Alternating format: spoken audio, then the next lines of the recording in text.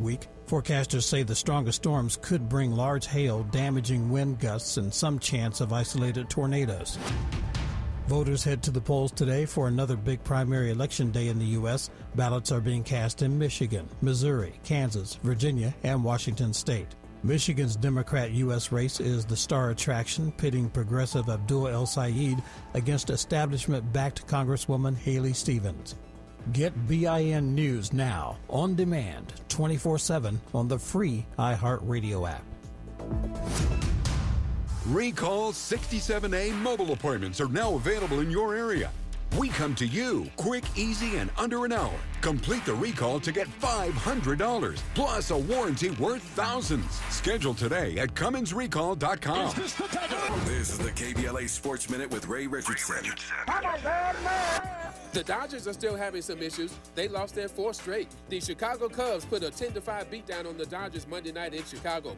Dodgers pitcher Justin Robleski gave up 4 home runs in just 4 1/3 innings. Since the Dodgers made their White House visit on July 23rd to hang out with Trump, they are 4-6 and no longer have the best record in Major League Baseball. I'll let you draw your own conclusions if there's a connection, but something is not right with the Dodgers over the past 2 weeks. The Rams are off today, first day off for the team since they opened training camp on July 25th. The Rams are back to work Wednesday at Loyola Marymount. The Chargers will practice today and Wednesday on the University of San Diego campus. It's a chance for the Chargers to reconnect with their original fan base in San Diego. The Chargers return to El Segundo on Thursday. No debates, no speculation, just the info you need. That's your KBLA Sports Minute. I'm Ray Richardson on KBLA Talk 1580. This November, you'll decide who leads California. So shouldn't you hear directly from the people asking for your vote? Join us for California Voices, a political town hall and ballot forum, Saturday, October 3rd, 2026. Meet candidates running for governor, lieutenant governor, attorney general, and other major statewide and local offices, including mayor of Los Angeles, city attorney, and LA County sheriff. Get clear, nonpartisan breakdowns of the propositions on your November ballot, both sides, no spin. And ask your questions directly, in real conversation, face to face. California Voices is brought to you by KBLA Talk 1580 and the Empowerment Congress, giving you the information you need before you vote. Mark your calendar, Saturday, October 3rd, 2026, California Voices. Follow KBLA 1580 for details and download the KBLA 1580 app. Your vote, your voice. Be there.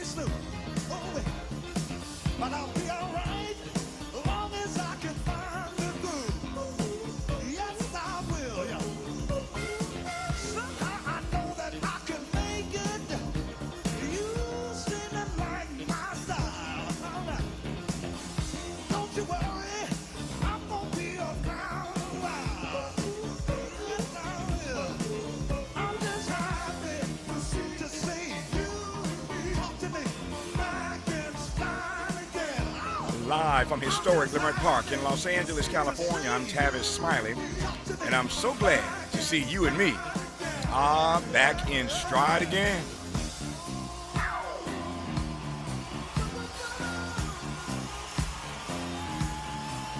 Before we get started with today's show, let me invite you to follow me on Facebook and Instagram at The Real Tavis Smiley and get updates on X, that's formerly Twitter, at Tavis Smiley. By the way, should you miss any part of today's program or want to catch up on previous shows, you can always visit thetavisSmileyShow.com. That's thetavisSmileyShow.com, or wherever you get your podcast, and listen to the Tavis Smiley podcast version of this live program at your leisure.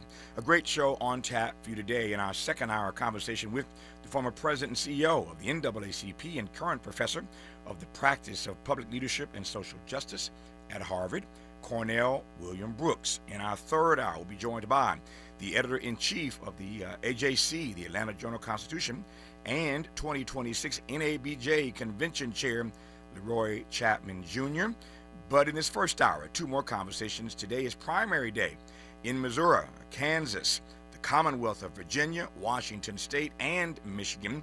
So on the B side of this hour, we'll travel to Michigan virtually, that is, and talk with the first of two progressives this hour, state lawmaker Donavan McKinney, who is running for Congress in Michigan's 13th Congressional District, on the ballot there today. But let's go first to Washington State and speak with former Seattle Council member Kshama Sawant on the ballot today in Washington State in their 9th Congressional District. Before I get to her, I think this might help frame this conversation today as we talk to these two progressives in these states of Washington and Michigan, and see if they can't run up the tally, run up the total of these progressives and DSA members who are shocking the nation, winning elections literally from California to the Carolinas. But here's what Hakeem Jeffries has to say about how the Democrats can win elections. Take a listen. I think what is clear, in order for Democrats to go from the minority into the majority so we can end this national nightmare, we do have to own the center and win over centrist voters, independent voters, and swing voters. At the end of the day, that is the only way for us to be in a position to govern and to get big things done for the American people. I do think, again, that what unites all of us at this moment in time is going to be the fact that the cost of living is too high. America is way too expensive. Kshama Sawant, Hakeem Jeffries says the way to win elections is to own the center and to win over centrist voters. That's his advice to Democrats. You say what about that? Well, my starting point is not what's good for Hakeem Jeffries and corporate Democrats like him, but what's good for the working class. And what is true is all the way from Washington State to Florida, you're seeing tens of millions of working people absolutely in misery from the cost of living crisis. In this, the richest nation in the history of humanity, we're seeing half of American households reporting that they can't even afford groceries, and gas prices are through the roof, rents are skyrocketing, healthcare is in shambles. That is why my campaign is calling for a free healthcare for all funded by taxing the rich. We're also calling for a public sector living wage jobs guarantee and for a national $25 an hour minimum wage. And as far as Hakeem Jeffries and politicians like him and my opponent, incumbent genocidal Democrat Adam Smith are concerned, what have they done? They have spent hundreds of billions of dollars, indeed trillions of dollars, in slaughtering innocent civilians in the Middle East, including in the genocide in Gaza. And they are also the politicians bankrolled by the billionaire class that benefits from the cost of living crisis. So really, we can't trust politicians like Hakeem Jeffries or my opponent Adam Smith. That's why you're seeing this rebellion among tens of millions of voters where they're voting in progressives and socialists. Strategically, though, is Hakeem Jeffries right about the way for Democrats to take back control of the House?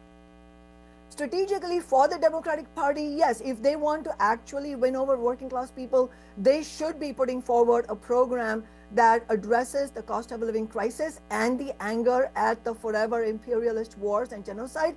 But look, let's be clear, Hakeem Jeffries is being completely dishonest. I mean, he's making an electoral calculus. This is the midterm elections. We see Democratic and Republican politicians, all of these politicians who represent billionaires and not ordinary working people, make these kinds of pronouncements in election years. But what have they done? Hakeem Jeffries is not a new guy. He's been in Congress for years. What has he done for working class people? In reality, politicians like him and my opponent Adam Smith, they have overseen the cost of living crisis that has exacerbated for working class people. And that is why you've seen where, even though, for example, take the example of Medicare for all, right, Tavis? Mm-hmm. It is such a popular issue, and yet, even though it has formally been brought forward, like announced 13 times in the last 20 years, it's never been brought to a vote. In Seattle, my lone socialist office 12 years ago won the nation's first major city $15 minimum wage. We had to fight against the Democratic Party to win that. We had to fight for inflation increases in that wage. And that's why today Seattle's minimum wage is the nation's highest at $21.30 an hour. But what is the federal minimum wage today? on the watch of these Democrats and Republicans, it is still at a disgraceful $7.25 an hour. So no, I don't believe Hakeem Jeffries for a single second that he wants to do anything about the cost of living crisis. In reality, working people need a new party for ourselves in order to fight for our needs. We have shown what is possible through an independent socialist office, what I was able to achieve in Seattle. For 10 years, I was a city council member, and we won, as I said, the nation's highest minimum wage. We also defeated billionaires like Jeff Bezos to win the Amazon tax to fund affordable housing, and we defeated corporate landlords to win a whole host of renters' rights victories. That is the kind of fight back we need in Congress. Progressives and DSA members are winning all across the country. It's primary day in a number of states: Michigan, Missouri, Kansas, and the Commonwealth of Virginia and Washington State. We're talking to Kshama Sawant, who's on the ballot today in Washington in the 9th Congressional District. When we come forward, given what she's already said, I got two questions for her, certainly more than two, but these two for starters. Class warfare is what she is advancing, and what other DSA members and progressives are advancing. Really just another form of class warfare, not against the poor, but against the rich. Put another way, why should the rich be forced to pay for health care for everybody else? That's on her platform. That's her agenda, as you heard her say a moment ago. And I got a question about Democrats and the minimum wage. She's absolutely right about that.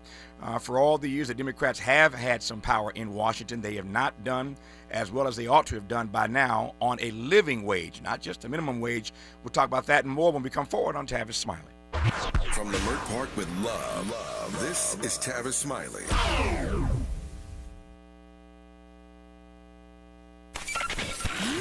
Just in case you missed our Procrastination Crenshaw Town Hall. We've had neighbors who have had the garbage truck potentially swipe their vehicles because if you park just a little bit too much into the street, you're at risk of getting it hit. If you park too much forward or back, you can't get in and out of your own driveway. And if you're late for a meeting or an appointment, pretty big deal. I really hope we never have a major emergency on this street, because being able to get fire department in and out would be very difficult. Personally, while the project goes well beyond anything that my husband and I are facing personally with our home, we do have a very large project within our house. We are very blessed to be in it, but it needs a completely new foundation. It is currently slipping into Crenshaw right now, and we cannot do that work because a concrete truck can't come in to actually do the work.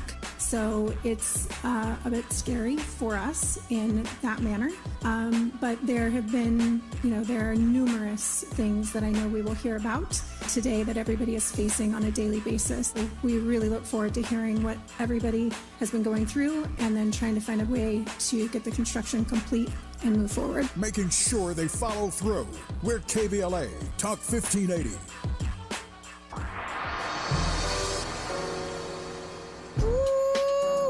Fridays just got better. What's up? I'm Amanda Seals, and this is your invitation to come and sit with me. Yes, get seated as I do my thing on KBLA Talk 1580.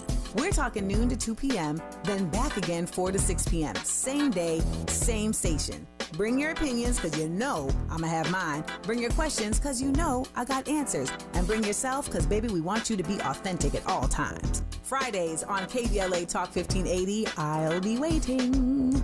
Join me. You served behind the desk. You served in combat. You did 4 years and got out. You were drafted. You gave 20 years. You gave exactly what your country needed. And so did you. When you raised your hand and swore an oath to your country, when you put your name on a dotted line, you became part of only 1% of Americans who did the same. You are a veteran. You are a veteran. You are a veteran. Because no matter when, where, or how you served, you made a sacrifice for your country, and you deserve support. If you're struggling with life after service, don't wait. Reach out. Reach out to a loved one, to a fellow veteran, to VA. Find resources at va.gov/reach. Brought to you by the United States Department of Veterans Affairs and the Ad Council. He's a paradigm pioneer. and the top-rated African-American talk show host in the nation, according to Talkers Magazine. You're tapped in with Tavis Smiley right now. Tavis Smiley and Kshama Sawant, who is a longtime member of the Seattle City Council, served there for a decade, now running for Congress in Washington State's 9th Congressional District. In case you've just tuned in, today's primary day in a number of states, including Washington State. So, Kshama, how would you respond to people who suggest that you and other progressives, other DSA members running for office around the country are really engaged in class warfare against the rich? Why should the rich be forced to pay for health care for everybody else in this country? Well, we live in a capitalist system. The United States, like most other nations in the world, is a capitalist nation, meaning it's a system where, by definition, tens of millions of workers go to work every day, create the wealth in society. We are the ones who make society run. And the wages, the paycheck that you get, if you're a working person, I don't care whether you're a barista or a better paid tech worker, if you are somebody who needs a paycheck in order to pay your rent or mortgage, then you are part of the working class. And what happens under capitalism, this is the everyday status quo under capitalism, which is that the paycheck that we get is a small fraction of the wealth we have created, and the overwhelming majority of the wealth we create is siphoned off by a few billionaires and multimillionaires at the top. Imagine a vacuum cleaner just just removing all that wealth and taking it to the top. And that is why you have a situation today where the top 1% owns nearly $55 trillion worth of wealth, which is more than what 90% of us on the bottom own combined. And so the status quo, the everyday reality of capitalism, is class warfare. We didn't make it so, it is so. So the only choices that we, tens of millions of ordinary people, are concerned, the only choices we have is we roll over and accept the race to the bottom and the increasing, absolute, crushing misery that we all face, or we can go to class war back against the billionaires and multimillionaires who are exploiting us. And I think that we should proudly and unapologetically fight for the working class, which is what we did throughout our 10 years on the city council through my city council office. And I'll tell you, the only reason we won the victories that I was mentioning is because tens of thousands of working people agreed with me. And whatever other differences they might have, we came together in principled working class unity, and we fought together to win victories like the minimum wage and the taxes on big business to fund affordable housing. And if you look at opinion polls across the spectrum, across America, in red states, blue states, purple states, working people agree that we need to, at the very minimum, tax the rich, slash the military budget, and end the forever imperialist wars, and actually begin to fund education, healthcare, infrastructure, all the things that we need here. That is why our campaign's demands are really popular down here in the district. As I said, we are fighting for free healthcare for all, funded by taxing the rich. We're also fighting for an arms embargo on the Israeli state. We're also fighting for national rent control and for a jobs guarantee and for a $25 an hour minimum wage. And I'll also say this, the Democratic Party had a majority in both houses of Congress under Democratic President Clinton, under Obama, and under Biden. Mm-hmm. So they had many, many opportunities to do some really good things for working people. But instead, what happened was the exact opposite. We saw the dismantling of social assistance programs under Clinton. We saw the Holocaust of the 21st century, the genocide being started under Biden. And under Biden, the Democrats did not even repeal Trump's tax cuts to the rich or make the enhanced tax subsidies to Obamacare permanent, which is why now 22 million more people are in crisis in relation to healthcare. That is why we need a shakeup in Congress. I am not running to be a team player on Team Genocide or Team Billionaire. I'm going there to disrupt politics as usual and to actually fight for working class people. So that's why if you're in Washington State's 9th Congressional District and you're listening to this show live, please, if you haven't filled your ballot out, please do that right now. Vote for our campaign, because we have an actual shot. If we can be one of the top 2 vote getters in this primary election today, we can advance to the November election, and it will be a head-to-head match between me, a socialist economist, and a pro-billionaire guy named Adam Smith. I mean, it's really poetic. Yeah. Let's see that matchup happen. Let me ask you to define. I heard it. I'm sure the audience heard it. When you say a jobs guarantee, what is a jobs guarantee? What's that mean? It means something akin to the New Deal that was won not by the beneficence of FDR, but by the 1934 Minneapolis general strike by the rank and file Teamsters, many of whom were socialists and militants like myself, and also the auto sit-down strikes in the Midwest, in the Rust Belt. And what it means is taxing the extremely wealthy, which is now, as I said, they're even wealthier than before. They are unimaginably wealthier, especially since the pandemic. And so it means fighting to take all of that wealth that they have stolen from us workers and putting all that money to work by creating living wage unionized jobs in order to rebuild our crumbling infrastructure, in order to train workers in the clean energy economy, because climate catastrophe is at our doorstep, in order to train doctors, nurses, teachers, all of them. There's so much talent in the human society, but so many of us, millions of people, don't have the opportunity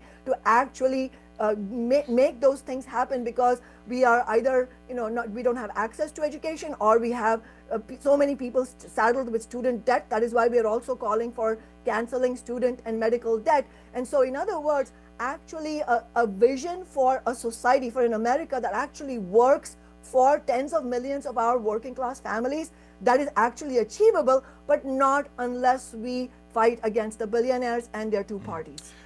You mentioned, you did more than mention, you laid pretty aggressively, as you should have, on Democrats not doing more when they had the opportunity. You indicted Clinton, you indicted Obama, you indicted Biden, as you should, because they could have done better on the issue of minimum wage, certainly. So here's my question, no naivete here, Kshama, but what is it about actually winning over the working class that Democrats don't get? I'll give you a very concrete example, Tavis. That's a very important question you asked. I mean, in the 2016 Democratic primaries, remember Bernie Sanders was running as a Democrat, and he was calling for a political revolution against a billionaire class. He was calling for all the demands that I'm calling for, which is, universal public health care, taxing Wall Street, making universities free, canceling student and medical debt. All of these demands are hugely popular, and we saw the evidence that they are popular because his campaign electrified an entire nation. It was incredibly popular. I campaigned for him. I spoke at all his rallies. We were canvassing for him. And what happened in West Virginia is a very important example. In the Democratic primaries in West Virginia, which is considered a red state, it has a Republican-dominated legislature, it's a right-to-work state, which means it is really hostile to union movements. But what happened in the Democratic primary that year? Bernie Sanders won all 55 counties against Hillary Clinton. But then the Democratic establishment made sure, as I had predicted, and as many others had predicted, the Democratic establishment, which is deeply hostile to the working class agenda of the kind that Bernie Sanders put forward in his campaign, they absolutely were not willing to countenance his campaign. They made sure his campaign was crushed, and then they anointed Hillary Clinton as the candidate heading into November against Donald Trump. And people hated Hillary Clinton, correctly so, because they saw her as the epitomization of the Goldman Sachs elite. And what happened in the November election? Trump took all 55 counties of West Virginia. It shows you that the working class is itching for a fight back, and they are tired of both parties. And that is why you have the situation today, Tavis, where Trump has the most abysmal approval ratings, but so do the Democratic and Republican parties as a whole. And many polls today are showing, especially young people, that they are very open to a new party for the working class. And that begins with fighting to elect independent candidates like myself. And we've already shown, like in Seattle, I'll just say concretely, many of the people who voted for me in all of my 4 elections in Seattle, all of which I won, they consider themselves Democratic Party supporters. In many other elections, they vote for Democrats. But in our elections, they voted for me, an independent socialist, which means that many people are winnable, working people are winnable to this type of agenda. And we have seen, as I said, so many polls showing that people across red states and blue states are open to a fight back. What's been missing is anybody to provide that kind of leadership. That is why we need to do this. And I'll also say, for those of us who are angry at Trump's agenda, which I am too. I think it is an absolutely urgent necessity to defeat Trump and the right wing, but it is impossible to do that unless we also defeat the Democratic establishment's agenda, because that is what has given rise to Trump 2.0 and Trump 1.0 in the first place. Mm-hmm. But let me ask you whether or not your read of these victories by progressives and DSA members across the country is simply that, how might I frame this? And I'm jumping ahead of myself because there's a way in which the question I'm about to ask could be seen as one and the same, but I want to try to make a distinction here if I can. I'll draw a line of demarcation between these two thoughts. So my question is whether or not your read of these DSA and progressive victories across the country in this election season is a statement being made by voters that they want something different, something better. Is it just that? Or is it a statement about the fact that they want a more confrontational left? Do you hear that distinction in my question? Yes, I do hear that distinction. And it's hard to say what exactly each person is feeling. Obviously, I would say that overall, in the consciousness of the mass of working class people, it is both. Because, if you talk to ordinary people, their lives, they judge, their metric of judging if there's something was successful or not in politics is based on whether their lives improve or not.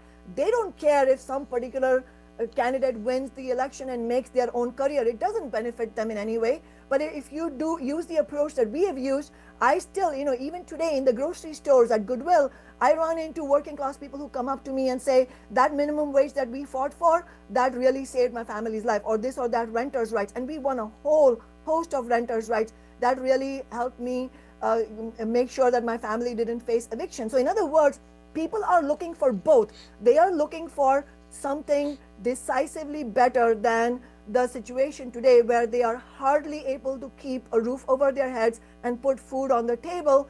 And they also understand that that is only going to happen if we have elected representatives who are willing to and have the courage to confront the domination of the billionaires and multimillionaires and also the Zionist lobby in Washington, D.C. So they see those two things. Yeah, they're separate, I agree, but they also see those two things as connected. Yep. Finally here, the issues that you've raised and been eloquent in expressing notwithstanding, you're running against Adam Smith, as you mentioned a few times here, who is a 30-year incumbent. When is too long, too long?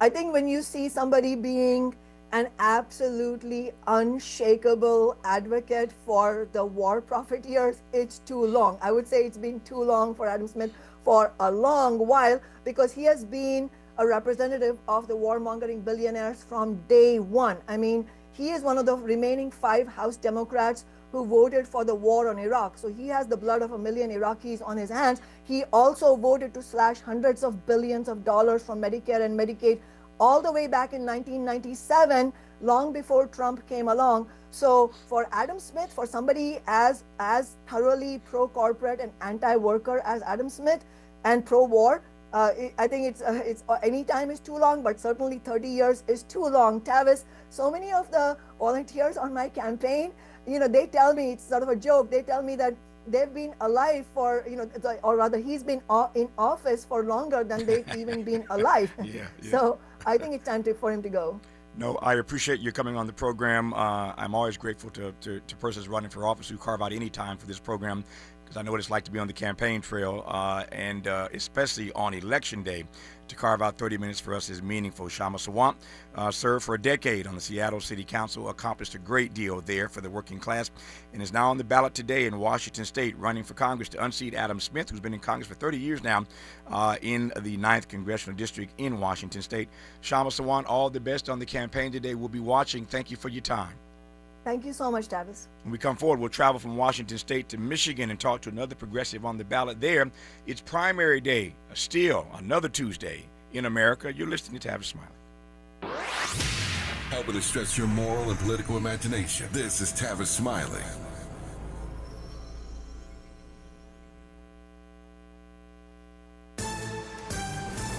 I'm Mike Island with BIN News Now.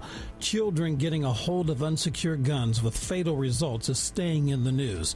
Another such case in Memphis, Tennessee, where police are investigating a recent shooting that left a 5-year-old dead. It happened in the city's Hickory Hill neighborhood. Police say they found a 5-year-old at the scene suffering from a gunshot wound. He was rushed to a hospital where he was later pronounced dead. Neighbors in the mostly black neighborhood tell WHBQ that 2 brothers found a gun and one was accidentally shot. This neighbor, Stan Glover, says he knew the child and the family. My guy just had a party for his son. His son just turned 5 years old. It just told me down that he's a great father. In Tennessee, there's no law that automatically makes it a crime if a parent leaves a firearm unsecured. No charges have been made, but that could change, WHBQ says.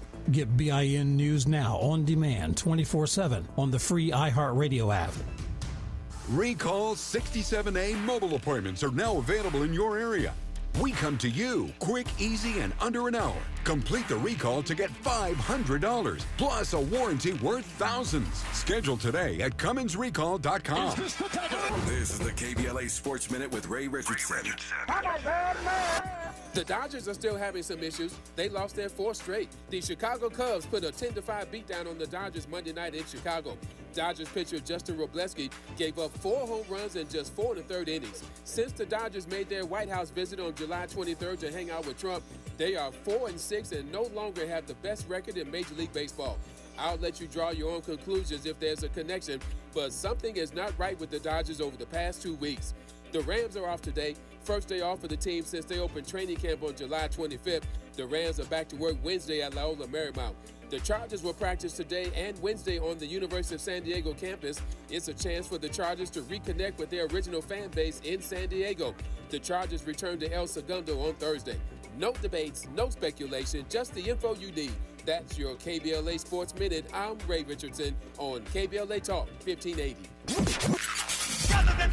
In a world full of noise, one station keeps it real. KBLA Talk 1580, where the conversation goes deeper, the voices sound like yours, and the issues that matter most to our community take center stage. Progressive, powerful, unapologetically us. Whether you're driving through the city or tuning in from your home or office, join the public square. KBLA Talk 1580, your home for talk that enlightens, encourages, and empowers. Listen live on our free KBLA 1580 app, on our website at KBLA1580.com, or on your radio dial at 1580 AM. Unapologetically progressive.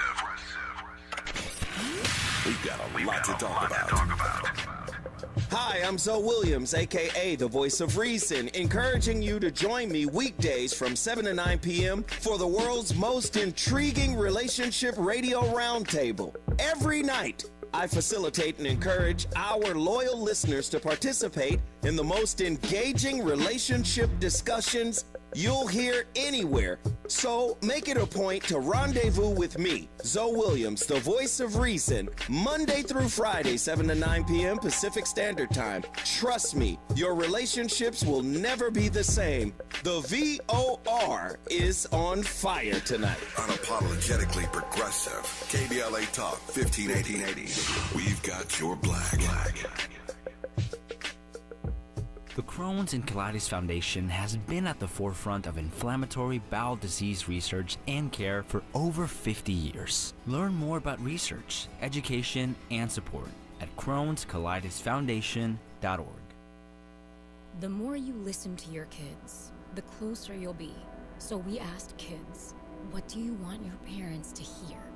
I feel sometimes that I'm not listened to. I would just want you to listen to me more often and evaluate situations with me and lead me towards success.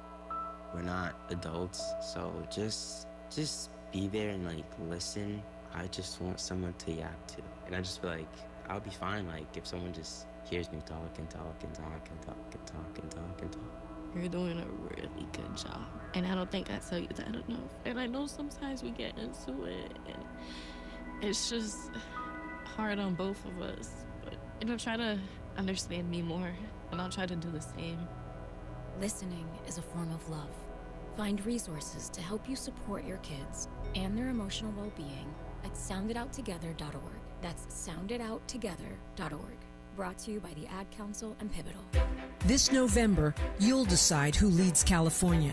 So shouldn't you hear directly from the people asking for your vote? Join us for California Voices, a political town hall and ballot forum, Saturday, October 3rd, 2026. Meet candidates running for governor, lieutenant governor, attorney general, and other major statewide and local offices, including Mayor of Los Angeles, city attorney, and LA County Sheriff. Get clear, nonpartisan breakdowns of the propositions on your November ballot, both sides, no spin. And ask your questions directly, in real conversation, face to face. California Voices is brought to you by KBLA Talk 1580 and the Empowerment Congress, giving you the information you need before you vote. Mark your calendar, Saturday, October 3rd, 2026, California Voices. Follow KBLA 1580 for details and download the KBLA 1580 app. Your vote, your voice. Be there.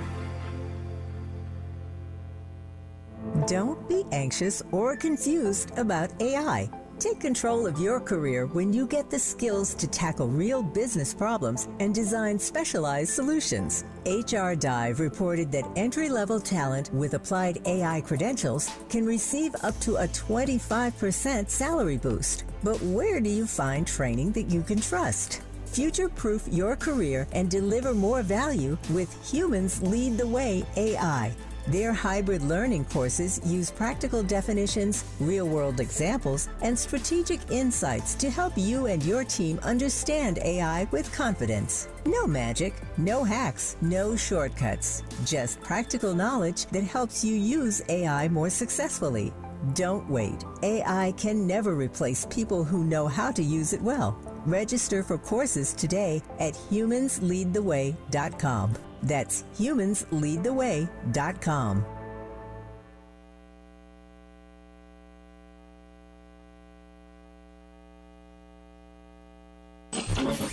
Freedom is an endless meeting. So let's get back to it with Tavis Smiley.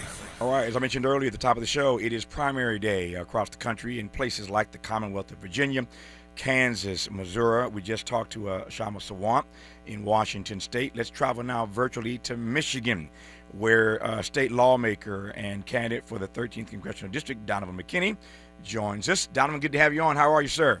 Hey, I'm blessed, Tavis. How are you? Man, if I complained, I'd be an ingrate. I'm blessed as well, and pleased to have you on the program.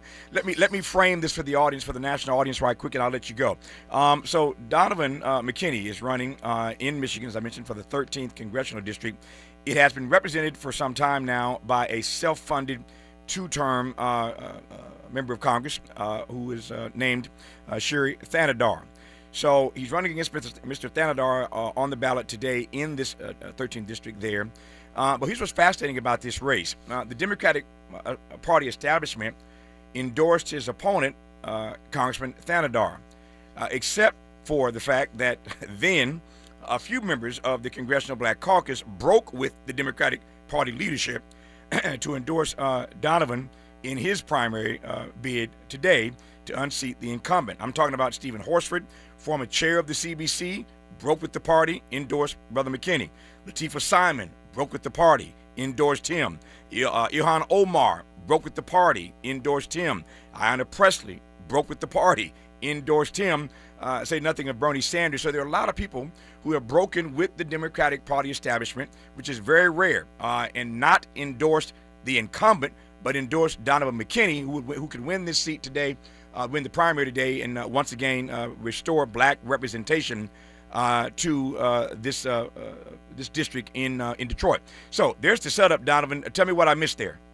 Yeah, no, Tavis, thank you so much, man. And I'm just honored to be on your show and your listeners who are tuning in.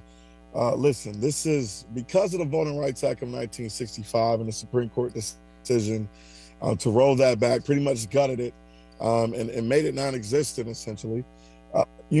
States overnight down south, multiple states, either, cancel their primary elections as people were voting or, was about to vote, or they called special sessions to, call their legislatures back in to redraw the districts to eliminate majority minority districts across the country. And so Michigan's mighty 13th district has a legacy of black representation and black leadership. from the late, great John Conyers to, Congresswoman, Carolyn Cheese Kilpatrick, to Barbara Rose Collins. I mean, you name it. A lot of black leadership coming out of the blackest major city in all of America. But this is the only seat, Michigan's mighty 13th district, the only congressional district in the country right now not represented by a black person. And so we have to get our representation back. This is not just about restoring black representation, but getting the right representation back out of Detroit into the halls of DC. And that's why I'm getting a lot of support, Tavis, because we are building the biggest and baddest coalition in the country, I like to say. We have over 150 plus endorsements from, people you talked about, Congressional Black Caucus members, other congressional members, to, our state leaders, county, local mayors. And I'm the only non-incumbent running against an incumbent on the federal level in the state of Michigan, endorsed by the AFL-CIO, UAW, SCIU, a lot of our unions, faith leaders, you name it. So, we got a big coalition because our district understands, and the people of Michigan understand, we deserve better leadership. So I got goosebumps when you started running that list of all the greats who represented this district. I've had the honor to have known all of them, more importantly, to have interviewed all of them over the course of my career. Yeah. I guess I've been around a while doing this, huh? So I've known them all, interviewed them all. John Conyers, of course, my dear fraternity brother. God rest his soul. So you a Kappa brother? Yes, sir. Okay, yes, sir. Yes, sir. I'm a Sigma man. It's all. I ain't mad at you. I ain't mad at you. It's all love. Panhellenic love. I ain't mad about that.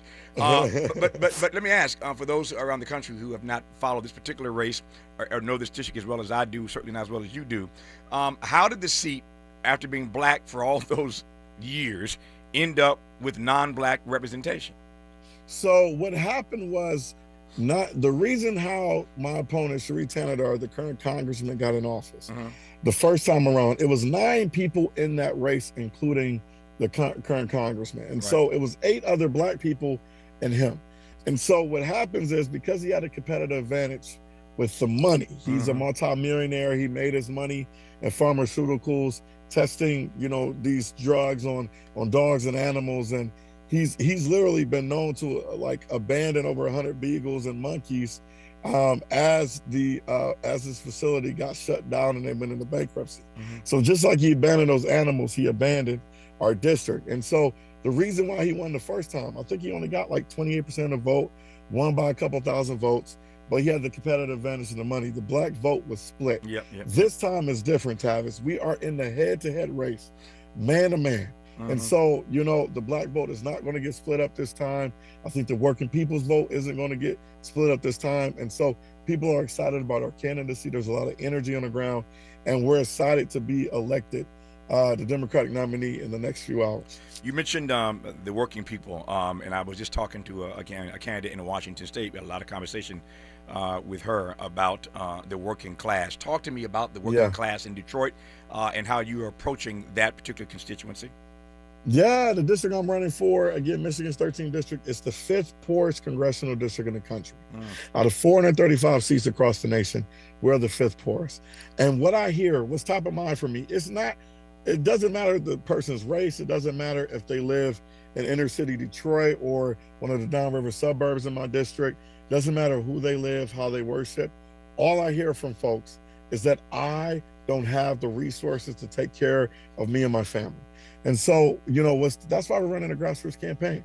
We're not taking any corporate PAC money, special interest money, from crypto to APAC to ICE contractors or monopoly utility company DTE, like my opponent is. And so my focus will always be about the working people of our district.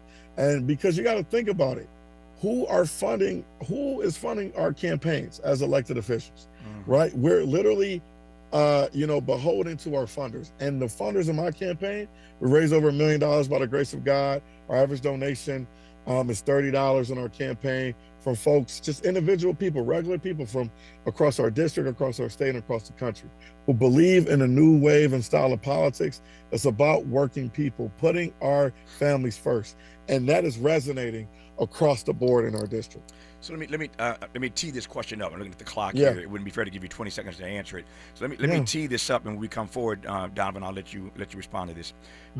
So people are listening across the country right now. They heard you say that of 435 seats in the House, This is the 5th poorest district in the nation. Yes. They also heard you say earlier in this conversation, you ran the list of all these iconic black people, including John Conyers. You see where I'm going here, who have represented this district for all these decades. How is it possible that a district could still be that poor with all that kind of rich representation for decades? Is that a statement about the system or a statement about black leadership? That's the question for Donavan McKinney when we come forward on Tavis Smiley. From California to the Carolinas, everybody's listening to Tavis. More when we come forward.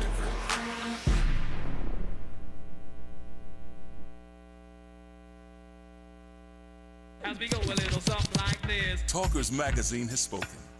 Out of every talk radio host in America, Tavis Smiley ranks number 14 on the Heavy 100 list. One of the top 15 most important voices in the nation, right here on KBLA Talk 1580.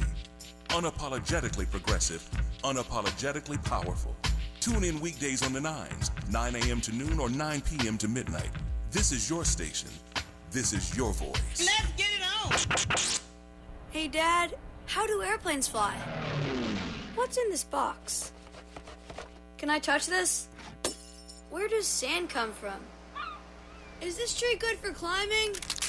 What happens if I mix these two things together? How are babies made? What does this thing do? Kids are curious about everything, including guns. Talking to them about gun safety in your home is a good first step, but you can do more. Always keep your guns locked, unloaded, and stored separately from ammunition. Storing your guns securely is the best way to prevent family fire, including unintentional shootings. For more information on safe gun storage and ways to keep your family safe, visit endfamilyfire.org. That's endfamilyfire.org. What do we keep in the attic? What's this thing called? Can I ride my bike backwards? Like I said, kids are curious. It's up to us to keep them safe. Brought to you by End Family Fire, Brady, and the Ad Council. Just in case you missed our Procrastination Crenshaw Town Hall. While Gavin was telling the story about the mural at LAX, I kid you not, Gavin, somebody just texted me a photo of it. See, this is unacceptable. That inside of LAX, they have a mural.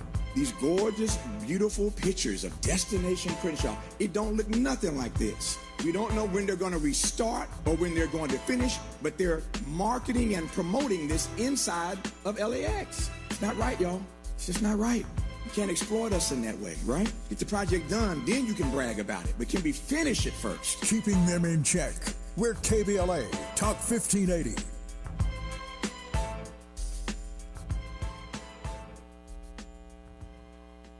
What's good, KBLA delegation? I am Miles Lowe, and I'm excited to be joining the weekend lineup right here on KBLA Talk 1580. Join me every Saturday at 12 noon for the Do Better Show, where we get into the world of tech, AI, the creator economy, navigating your mental health through it all, and have conversations with founders to find out how real people are making real money right now. It's not a course, not a subscription. Class is in session every weekend, live on the air. So if you knew better, you do better, right? So let's make a better you. The Do Better Show, every Saturday, 12 noon, and replaying again at 7 p.m. right here on Unapologetically Progressive KBLA Talk 1580. We got a lot to talk. Less monologue, more dialogue. Tavis Smiley continues right now. He does indeed with Michigan State Rep Donavan McKinney running today in Michigan's 13th Congressional District. This district represented by a long line of African-American icons. I think of the district down in Houston that had so many great representatives over the years, from Mickey Leland to Barbara Jordan to Sheila Jackson Lee. There are some districts that just have history, I should say, of having, again, some just major African-American figures represent those districts. This is one of them in Michigan. But you heard Donavan McKinney say a moment ago, it is the 5th poorest district in the country. And I'm trying to juxtapose that reality with, again, all this iconic leadership that it's had. So is that a statement, Donavan, more about poverty, about the institutions, or about leadership? You tell me. Yeah, it's more about the institutions, right? And the systemic issues around poverty, right? And so I take the case of my grandfather, who unfortunately passed away last year, but he worked at Ford Motor Company, part of the UAW, on the line at the Rouge plant. out of the Detroit area for 42 years. And one of the most interesting things about him is out of that 42 years, he never missed a day of work, Tavis. Never missed a day. And I asked him before he died, I said, Grandpa, how did you do that? And he was like, listen, I took pride and I was doing every single day. I knew that the union had my back, but I also knew that Ford Motor Company had my back. And you fast forward like literally to 2026, we just had a GM plant, the first net zero plant in the country, just laid off and fired over 1,300 union members at this facility in our district, Detroit-Hamtramck border, in the 13th Congressional District. And guess what? They replaced those jobs just a few weeks later was all robots. And so the loyalty isn't there from our corporations, right? And our taxpayer dollars, which how I define politics is the redistribution of resources. So when our taxpayer dollars have to go to corporate subsidies for, you know, these promised jobs that don't necessarily come to fruition, then what do you do when you need to really put those dollars where it should go to feed our most vulnerable populations or bring down those resources to, you know, produce skilled workers and provide that platform and those pipelines so folks can be able to work that one job, to not just have disposable income, but, you know, be able to, you know, pay their bills, benefits to take care of their families, and a retirement to look forward to. That's the American dream most people want, and that's what we're fighting for right here, right now for working people. Yep. So I was just, you'll appreciate this, Donovan. I was just wearing a T-shirt the other day that I love, have had it for years, and the T-shirt, you know well, it says Detroit versus everybody. I love it. Tommy Walker. Exactly. Shout out to Tommy Walker, man. He created that brand. Yeah. I had that shirt on the other day, as a matter of fact, Detroit versus everybody, and it leads me to ask what you can share with this audience about the Detroit comeback. We've been reading so much over the last few years about Detroit coming back. I've been there a number of times since then, and I love to see the energy, and yet there are things that concern me about folk who don't look like you and me taking over major parts of this city. I see gentrification there as I see it in other places. So what's your read of the Detroit comeback? No, man, Tavis, you're on it, man. I just love your show. By the way, me and my wife, we're great fans of yours. I appreciate it. I would say this, over 20 years ago, just about, Detroit had the highest percentage of black home ownership out of any major city in the country. We were in the 80th percentile of black home ownership. We were the mecca of that.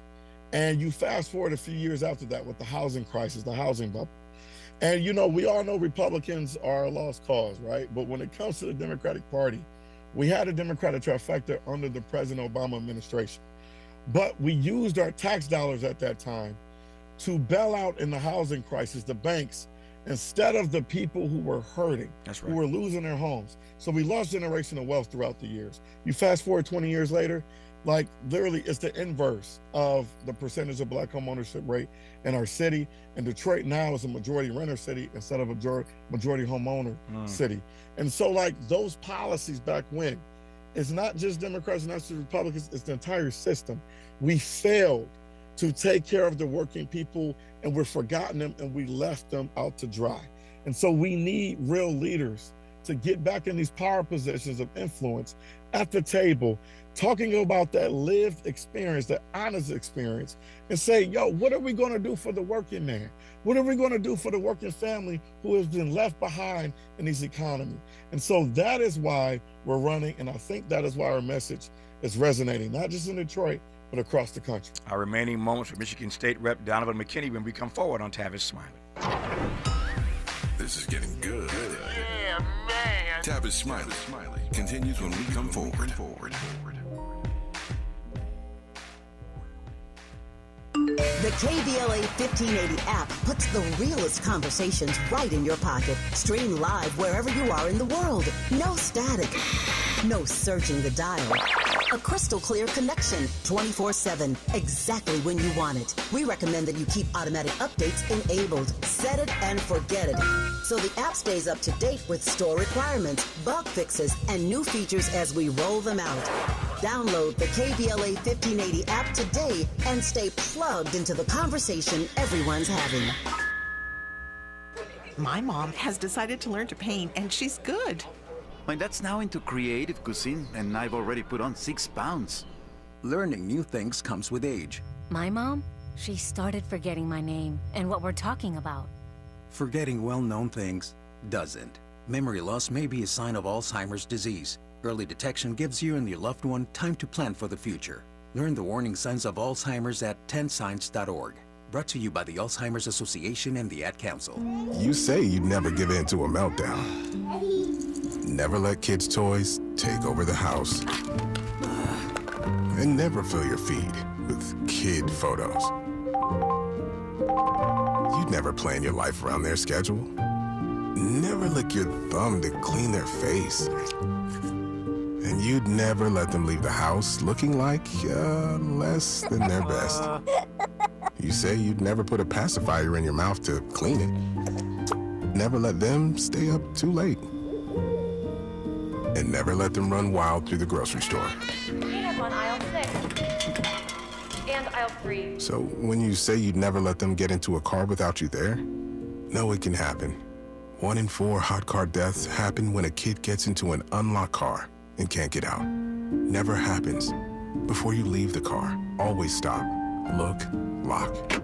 Brought to you by NHTSA and the Ad Council. Roger and Tracy saved over $18,400. Cynthia was recovering from a family tragedy and saved over $10,300. If you are drowning in debt, then call Debt Blue. Debt Blue is a professional debt negotiation firm with over 20 years of experience helping people pay back a fraction of what they owe. Learn how to cut your debt up to half or maybe more. Be debt-free in 24 to 48 months, even with bad credit. With an A+ rating from the BBB, you can rest easy knowing Debt Blue is going to deliver guaranteed debt reduction. Debt Blue offers a success guarantee. You pay nothing unless your debt is reduced or completely resolved. That's right, you save money or it's free. Call now for significant debt relief and a free consultation. 800-200-8879. That's 800-200-8879. You don't have to declare bankruptcy. This program works if you owe $10,000, $20,000, or even $100,000 in debt. Call for your free consultation today. 800-200-8879. That's 800-200-8879.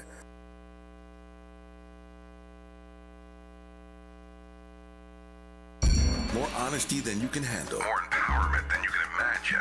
You're tuned in to Tavis Smiley. I am grateful to Representative Donavan McKinney, Michigan State lawmaker, for this time today on primary day in his state. A lot of eyes are on Michigan today because there are some major personalities, some major progressives on the ballot there for United States Senate, for a number of House seats, including the one that Donovan's running for, the 13th Congressional District. So all eyes are on Michigan today. There are a number of states with major primaries, but because Michigan is Michigan, we're all watching Michigan. So Donovan, tell me at this moment how you're feeling about the primary today. No, I feel good. I've been at polling locations all across the district, from, the suburbs of Detroit to inner city Detroit. I've talked to, a bunch of, all races of people, different colors, different religions, different backgrounds, and people are resonating with our message. It's about them. It's about the working people who have been left behind, these cities that have been long forgotten. And we're fighting for real representation to put them first. I close on this note. I said we're all watching Michigan because if El Sayed can pull off this Senate primary, we had him on this program a number of times. Will Lawrence was on this program the other day. Yeah. We got you on today.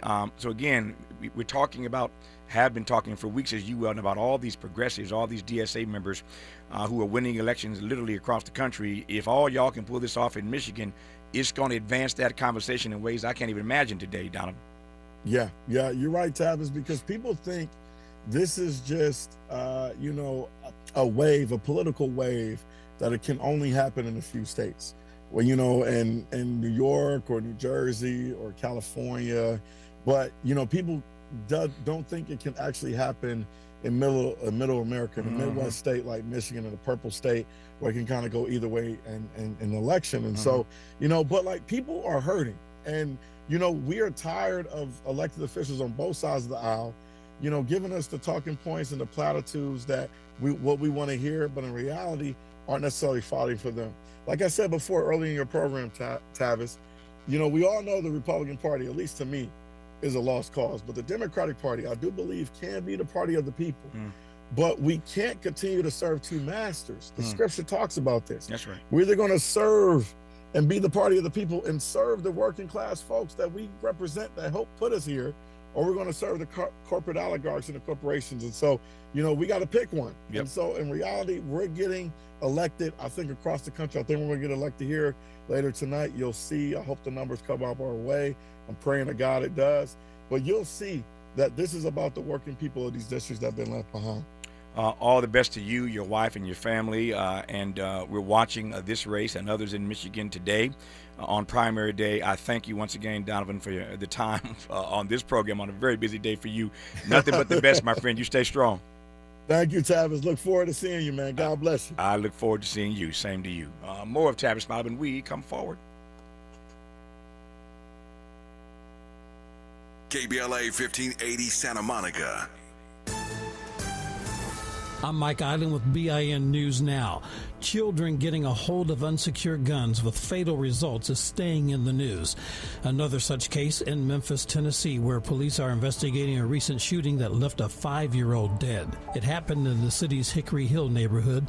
Police say they found a 5-year-old at the scene suffering from a gunshot wound. He was rushed to a hospital where he was later pronounced dead. Neighbors in the mostly black neighborhood tell WHBQ that 2 brothers found a gun and one was accidentally shot. This neighbor, Stan Glover, says he knew the child and the family. My guy just had a party for his son. His son just turned 5 years old. They just told me down there he's a great father. In Tennessee, there's no law that automatically makes it a crime if a parent leaves a firearm unsecured. No charges have been made, but that could change, WHBQ says. Get BIN News Now on demand 24/7 on the free iHeartRadio app. Recall 67A mobile appointments are now available in your area. We come to you, quick, easy, and under an hour. Complete the recall to get $500, plus a warranty worth thousands. Schedule today at CummonsRecall.com. This is the KBLA Sports Minute with Ray Richardson. The Dodgers are still having some issues. They lost their 4th straight. The Chicago Cubs put a 10-5 beatdown on the Dodgers Monday night in Chicago. Dodgers pitcher Justin Robleski gave up 4 home runs in just 4 1/3 innings. Since the Dodgers made their White House visit on July 23rd to hang out with Trump, they are 4-6 and no longer have the best record in Major League Baseball. I'll let you draw your own conclusions if there's a connection, but something is not right with the Dodgers over the past 2 weeks. The Rams are off today. First day off for the team since they opened training camp on July 25th. The Rams are back to work Wednesday at Loyola Marymount. The Chargers will practice today and Wednesday on the University of San Diego campus. It's a chance for the Chargers to reconnect with their original fan base in San Diego. The Chargers return to El Segundo on Thursday. No debates, no speculation, just the info you need. That's your KBLA Sports Minute. I'm Ray Richardson on KBLA Talk 1580. This November, you'll decide who leads California. So shouldn't you hear directly from the people asking for your vote? Join us for California Voices, a political town hall and ballot forum, Saturday, October 3rd, 2026. Meet candidates running for governor, lieutenant governor, attorney general, and other major statewide and local offices, including Mayor of Los Angeles, city attorney, and LA County Sheriff. Get clear, nonpartisan breakdowns of the propositions on your November ballot, both sides, no spin. And ask your questions directly, in real conversation, face to face. California Voices is brought to you by KBLA Talk 1580 and the Empowerment Congress, giving you the information you need before you vote. Mark your calendar, Saturday, October 3rd, 2026, California Voices. Follow KBLA 1580 for details and download the KBLA 1580 app. Your vote, your voice. Be there.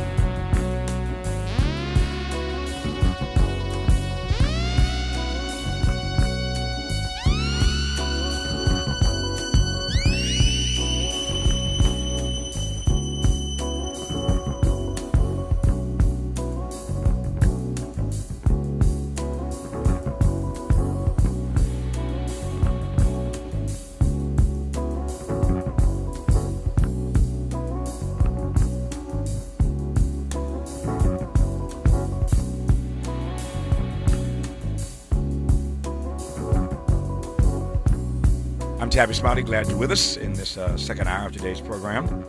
As promised, for the hour now, a conversation with the former president and CEO of the NAACP and now professor of the practice of public leadership and social justice at Harvard, Cornell William Brooks. We are used to having a Cornell on this program every Monday and Thursday, top of the second hour. We talk to a Cornell, but that Cornell is Cornell with one L. This Cornell is two L's. Cornell William Brooks, good to have you on the program, sir. How are you? I'm doing well, and good to be with you with two L's and much enthusiasm for the conversation. No, glad to have you here, man. Let me start with a couple of broad questions here. Tell me first about your professorship at Harvard. They're blessed to have you there after all your experience again running the NAACP and the other great work you've done on the social justice front. But tell me, for starters, right quick, about your professorship there, what you're teaching.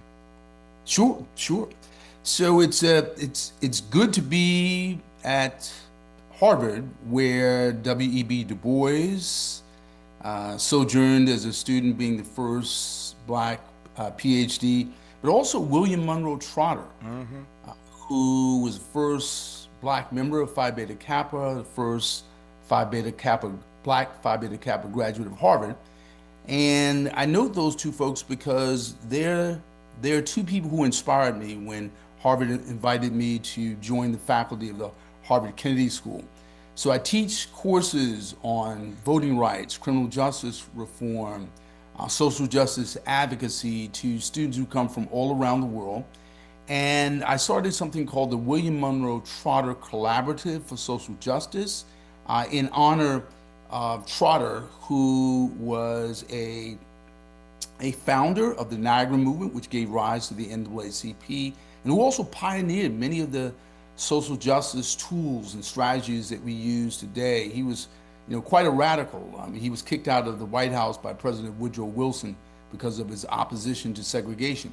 And so one of the things we do through the Trotter Collaborative is we take students from all across Harvard, and they serve as a kind of public interest law firm, public policy shop, a kind of think tank, if you will, for organizations, mayors, and governors who are wrestling with social justice problems, whether it be voting rights or criminal justice reform or reparatory justice.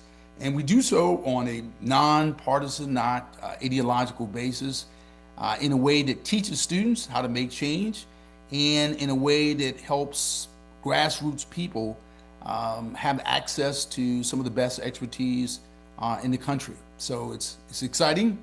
It's something that I believe in profoundly, mostly because I believe in the people in the community who are doing the work, and I also believe in students who are willing to assist the work. Social justice, as you I think will agree, can be such an amorphous term. It means different things to different people. Some folk flat out reject the terminology of social justice, as you well know. But at the outset of this conversation, frame for me, as you will, the social justice fight that you think we are or certainly ought to be engaged in right about now.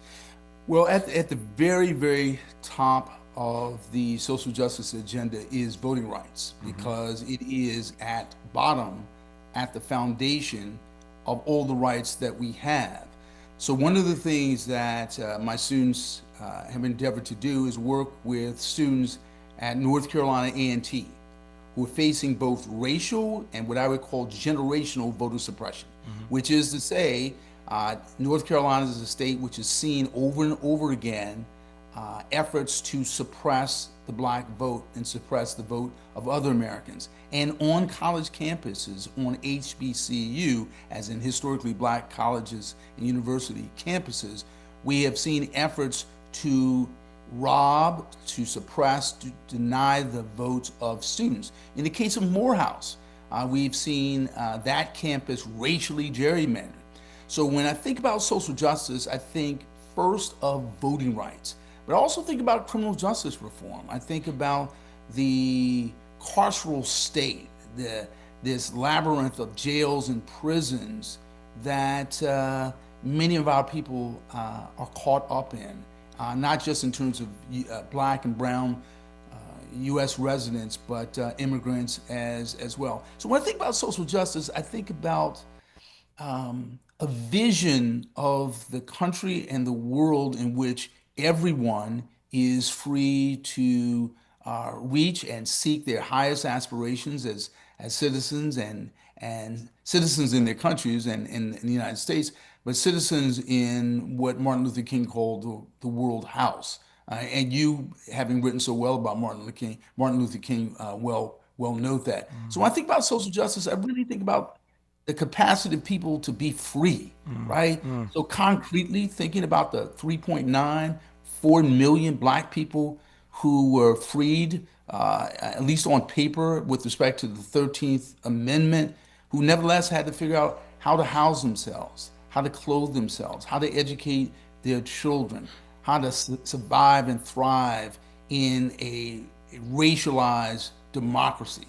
So social justice for me is theoretical, philosophical, theological, but ultimately practical. Like, how do you eat, clothe yourself, take care of yourself, take care of your loved ones, and do so with dignity? Yeah. I'm on to something here. He's on to something, I should say. Cornell William Brooks, former president and CEO of the NAACP, now professor of the practice of public leadership and social justice at Harvard. As I said, they're blessed to have him teaching there now. But that latter comment he made about the capacity of people to be free. The capacity of people to be free. There's something there that warrants an unearthing that I'm going to let him delve into when we come forward. I was just in conversation not long ago with a group of people, and we were talking about the distinction between being liberated and being free.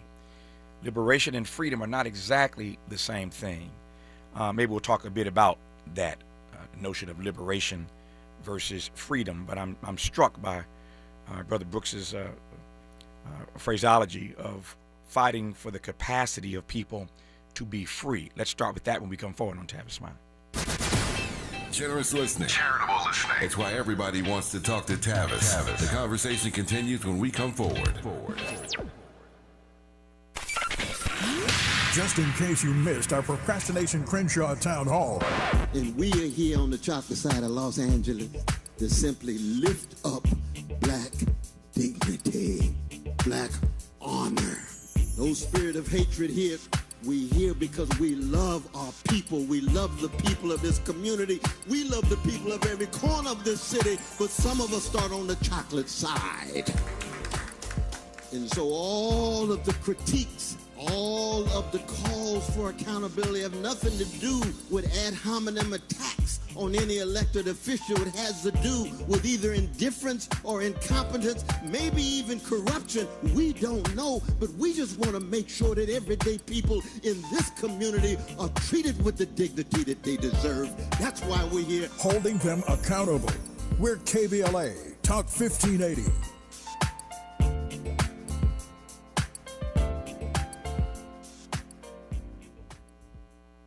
You served behind the desk. You served in combat. You did 4 years and got out. You were drafted. You gave 20 years. You gave exactly what your country needed. And so did you. When you raised your hand and swore an oath to your country, when you put your name on a dotted line, you became part of only 1% of Americans who did the same. You are a veteran. You are a veteran. You are a veteran. Because no matter when, where, or how you served, you made a sacrifice for your country, and you deserve support. If you're struggling with life after service, don't wait. Reach out. Reach out to a loved one, to a fellow veteran, to VA. Find resources at va.gov/reach. Brought to you by the United States Department of Veterans Affairs and the Ad Council.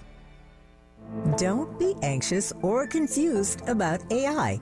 Take control of your career when you get the skills to tackle real business problems and design specialized solutions. HR Dive reported that entry-level talent with applied AI credentials can receive up to a 25% salary boost. But where do you find training that you can trust? Future-proof your career and deliver more value with Humans Lead the Way AI. Their hybrid learning courses use practical definitions, real-world examples, and strategic insights to help you and your team understand AI with confidence. No magic, no hacks, no shortcuts. Just practical knowledge that helps you use AI more successfully. Don't wait. AI can never replace people who know how to use it well. Register for courses today at humansleadtheway.com. That's humansleadtheway.com.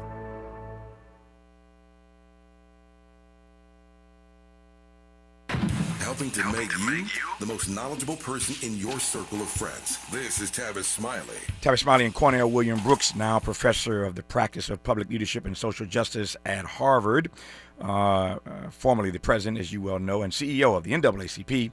Honored to have him on this conversation, on this program today for a conversation about a variety of things. Somebody asked me, what are you talking to Cornell William Brooks about? I said a little bit of everything, I suspect, and I've been looking forward to this conversation with him. In case you've just tuned in, he said something a moment ago that sort of jumped out at me. Perhaps it jumped out at you as well. When he talked about, we were talking about social justice and what frame we are in with regard to the fight for social justice in real time. And as part of his answer, for those again who just turned us on, he talked about the fight for the capacity of people to be free, the capacity of people to be free. That was his phraseology. And I said to him moments ago that I was just in conversation the other night with some friends. We were talking about the difference, at least to my mind, between freedom and liberation. Freedom, for me, if you're curious, is the state of being unrestricted. That's how I think of freedom. It is a state of being unrestricted. To my mind, liberation then is the process of becoming free.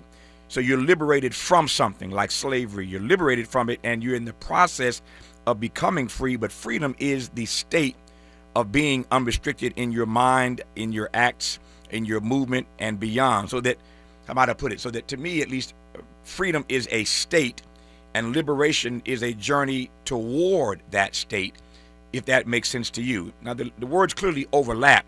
But I always find myself cringing when people, use those words interchangeably, liberation and freedom. For me, they are not. That's just Tavis's point of view.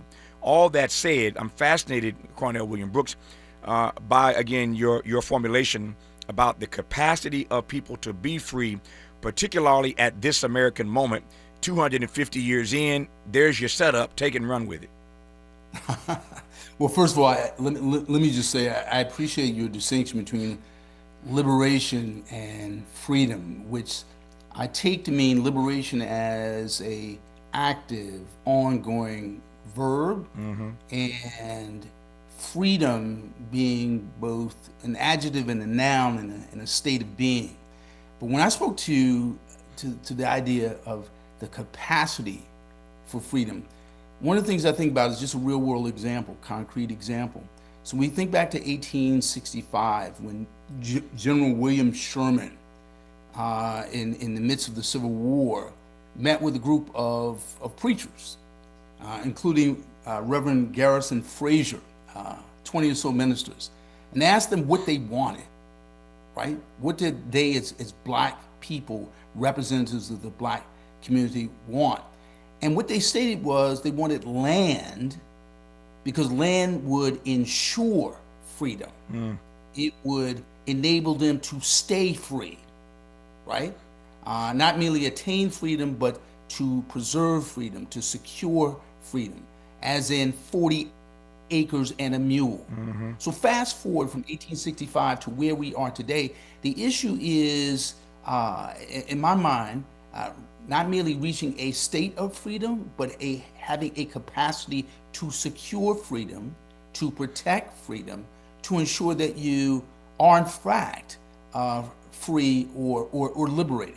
So that has everything to do with having the tools, the means, the wherewithal to protect your rights, to protect your land, to protect your families, to protect your communities.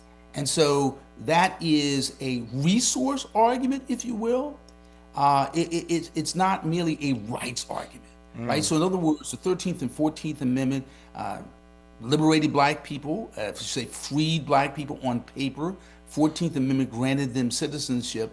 but we still needed the Enforcement Act. We need the Ku Klux Klan Act. We needed the Voting Rights Act. We needed legislation to ensure that we could protect ourselves, right? And so in this present moment, in this authoritarian moment, in this moment in which we've literally seen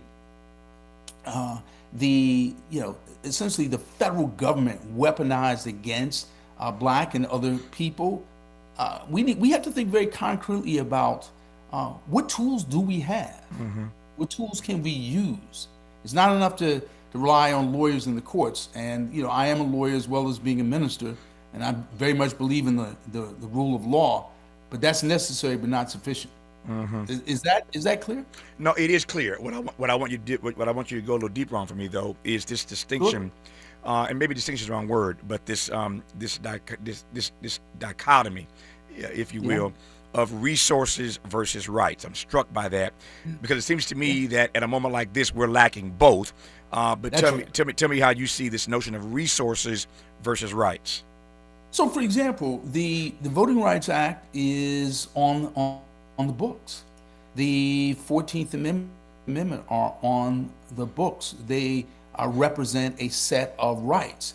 But when we look across this country in terms of voting rights, and we look at the ways in which the machinery of elections is being weaponized against Black people, when we look at Black and other people, when we look at the White House attempting to literally kidnap mail-in ballots to prevent people from voting.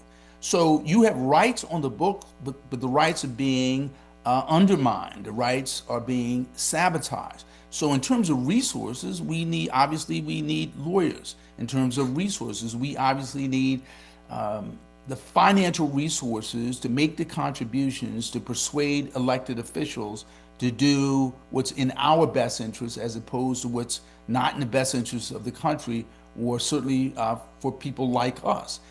When it comes to resources, we need obviously not just education in schools, but the kind of civic education that empowers people to at least vote in their own interest. We saw in the last election and the election before that, people literally voting against their interests, right? So in other words, folks in the Deep South voting against Medicaid, voting against rural hospitals being kept open, notwithstanding the fact that they live in rural communities. So my point being here is, when we think about rights, rights are not secured merely by lawyers and courts. Rights are secured with resources, right? The ability to mobilize, to be powerful, to act in powerful ways, to walk through this democracy with a sense of agency, power, and presence, and a sense of dignity that is undeniable, that is readily asserted, and can be readily protected. That requires resources, and many resources that we already have that are underutilized. Yep. So I'll come back to the ones that we have that are underutilized. But what happens to a people, a Black people, 250 years in, where after all they've done to build this nation, to make this nation what it is, Maya Angelou put it this way: we were stolen, bought, sold into slavery, arriving on a nightmare, praying for a dream. That's Maya Angelou in her poem on the Pulse of Morning. That's our backstory. But one considers all that we've contributed. Du Bois, who you referenced earlier, asked that Du Boisian question that I wrestle with all the time: would America have been America without our Negro people? Would America have been America without our Negro people? We know the question to that. We know the answer to that question, a resounding no. But I think about these things again, 250 years in.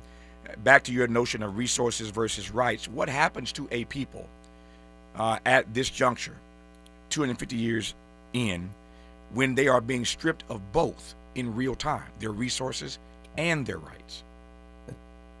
That's right. Well, there are two options and avenues available to us.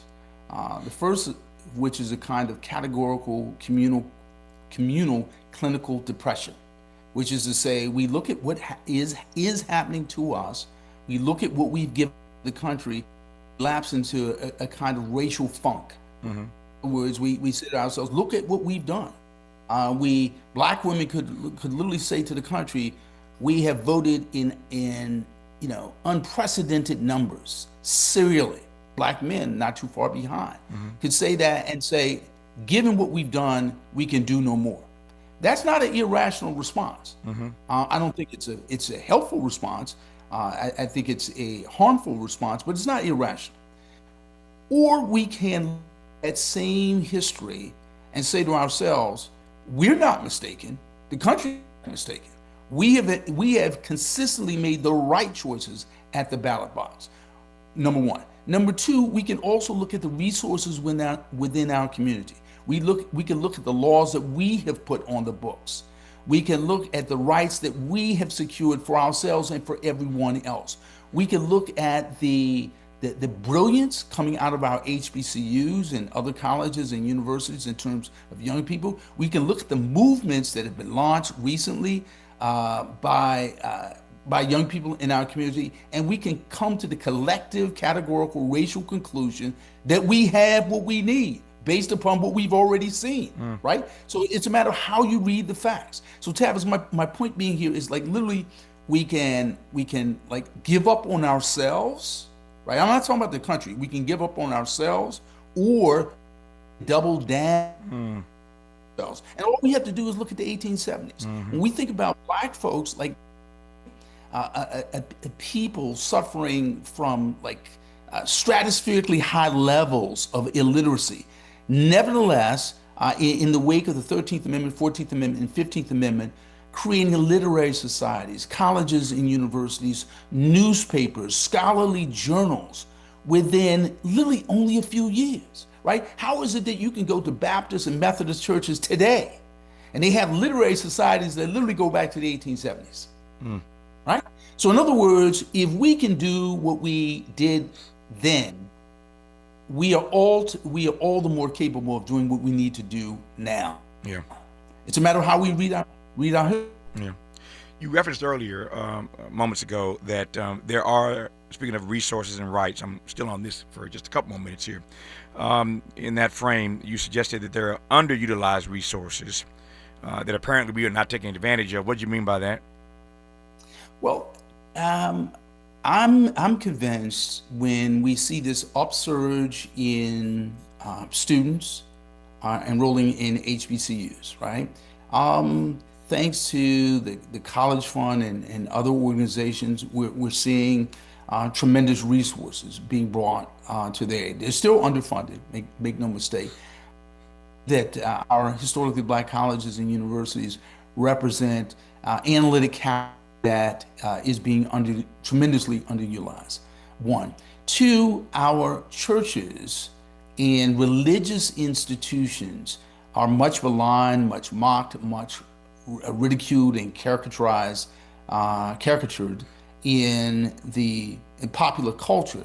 But the fact of the matter is they represent the most stable set of voters in the country, the most accessible set of voters and organizers. They're always and consistently on the forefront of every social justice fight. So our churches and religious institutions are being underutilized in two senses, not merely in terms of mobilization, but also in terms of their capacity to teach and socialize, right? So in other words, we have in many of our churches a kind of theology of social justice, a liberation theology way before the liberation theologians who came out of Latin America, like Gustavo Gutierrez. We've long had liberation theology, right? Going back many decades before its formal invention. So we have in our pulpits, in our pews, this power that's still there to move millions. So I think those are two institutions that are underutilized. Fiscally, financially speaking, we still have a fair amount of wealth, right? We have a tremendous amount of wealth, notwithstanding the racial disparities, notwithstanding the black-white differential that Professor Sandy Darity has attested to so well in terms of his reparations. We have a tremendous amount of wealth that we can leverage. Lastly, our literary and moral imagination, right? So we have writers now who are writing and envisioning a broader, more beautiful, more powerful country than could have ever been conceived of in the past on many more platforms, right? So in other words, Du Bois had to publish books. He did not have multiple digital platforms to choose from. He had to wait for someone to put his ideas in print. We have people who are able to do that almost immediately. For example, look, let's think about your work, right? So I've been reading your work over the years, right? Going back at least 20 years, right? You have the capacity now to be on radio, on television, to stream. You have access to all kinds of digital platforms, and you're a known voice. But you're a known voice now on multiple platforms that did not exist 20 years ago. So my point being here is we have a tremendous reservoir of moral imagination, literary imagination. And last thing I'll note here is think about the ways in which we're talking about criminal justice reform, voting rights reform, in terms with vocabulary, with sources that we didn't have years ago. Hold that thought. I want to pick up on that when we come forward. I've got some questions. He's on a roll here. We'll continue when we come forward on Tavis. Why does Tavis say when we come forward? Because he's not going back. And you don't have to go back either. Forward ever, backward never. More of Tavis Smiley when we come forward. Forward.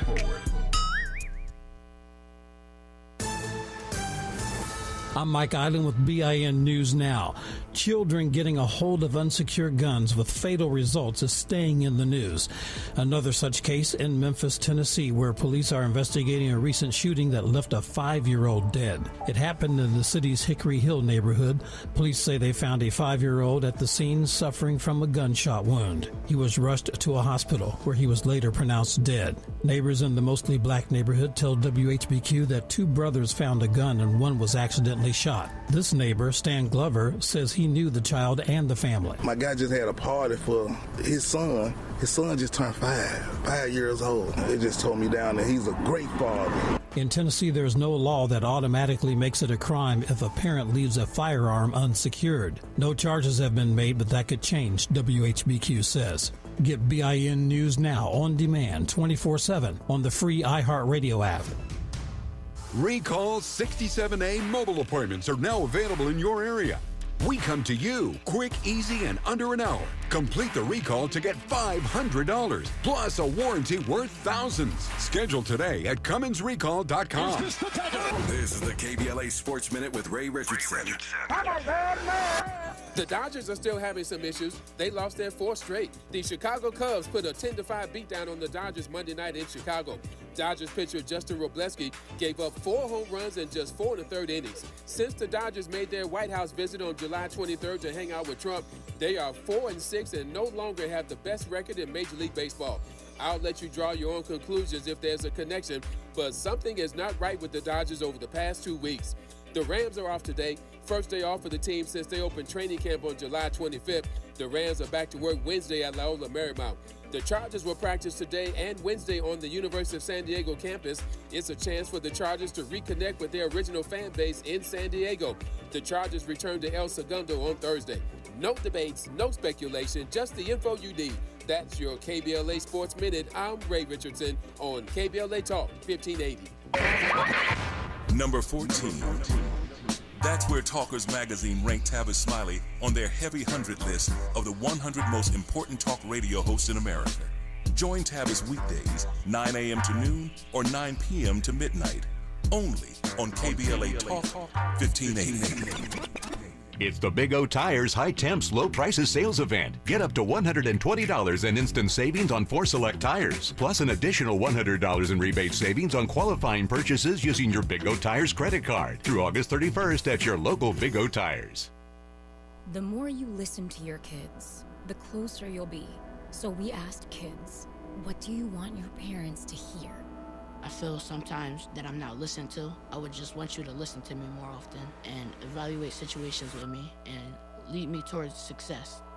We're not adults, so just be there and listen. I just want someone to yap to. And I just feel like I'll be fine if someone just hears me talk and talk and talk and talk and talk and talk and talk. You're doing a really good job. And I don't think I tell you that enough. And I know sometimes we get into it and it's just hard on both of us, but try to understand me more, and I'll try to do the same. Listening is a form of love. Find resources to help you support your kids and their emotional well-being at sounditouttogether.org. That's sounditouttogether.org. Brought to you by the Ad Council and Pivotal.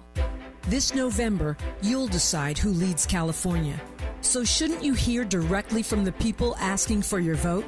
Join us for California Voices, a political town hall and ballot forum, Saturday, October 3rd, 2026. Meet candidates running for governor, lieutenant governor, attorney general, and other major statewide and local offices, including mayor of Los Angeles, city attorney, and LA County sheriff. Get clear, nonpartisan breakdowns of the propositions on your November ballot, both sides, no spin. And ask your questions directly, in real conversation, face to face. California Voices is brought to you by KBLA Talk 1580 and the Empowerment Congress, giving you the information you need before you vote. Mark your calendar, Saturday, October 3rd, 2026, California Voices. Follow KBLA 1580 for details and download the KBLA 1580 app. Your vote, your voice. Be there. Hey there, Los Angeles. This is James Lucky Jr., publisher and editor of Los Angeles News Observer. Are you hungry for news that matters to you in the African-American communities of Los Angeles? Well, buckle up, because we got the scoop you've been craving. Stay in the know and never miss a beat with our free weekly publications conveniently available near you. Or hop on the digital wave and become an exclusive subscriber at OGNSC.com. Don't forget to join the party on Instagram and Twitter at OGNSCINC for behind-the-scenes access and sizzling updates. No more FOMO. Let's stay informed, connected, and empowered together. It's the show everybody's talking about. What's up, y'all? I'm Amanda Seals with a personal invitation for you to join me every Friday here on KBLA Talk 1580. Now, you get 2 chances to tap in, noon to 2 p.m., and again from 4 to 6 p.m. Real talk, no filter, just you and me on the highest of vibrations. Fridays only on KBLA Talk 1580.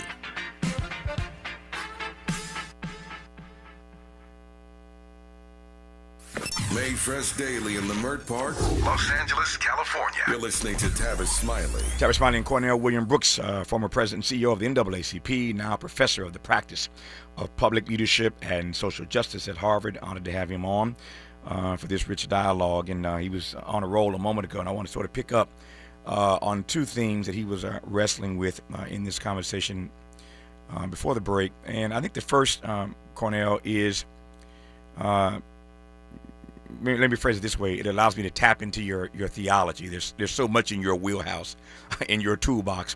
But I want to tap into the theology because you made a reference to the black church earlier when I asked you about the underutilized resources even today in our community. Cornell was offered us a brilliant frame of resources versus rights when it comes to the struggle that we face today, resources versus rights. And so we've been sort of toiling and tarrying really inside of that framework. But then he mentions the black church.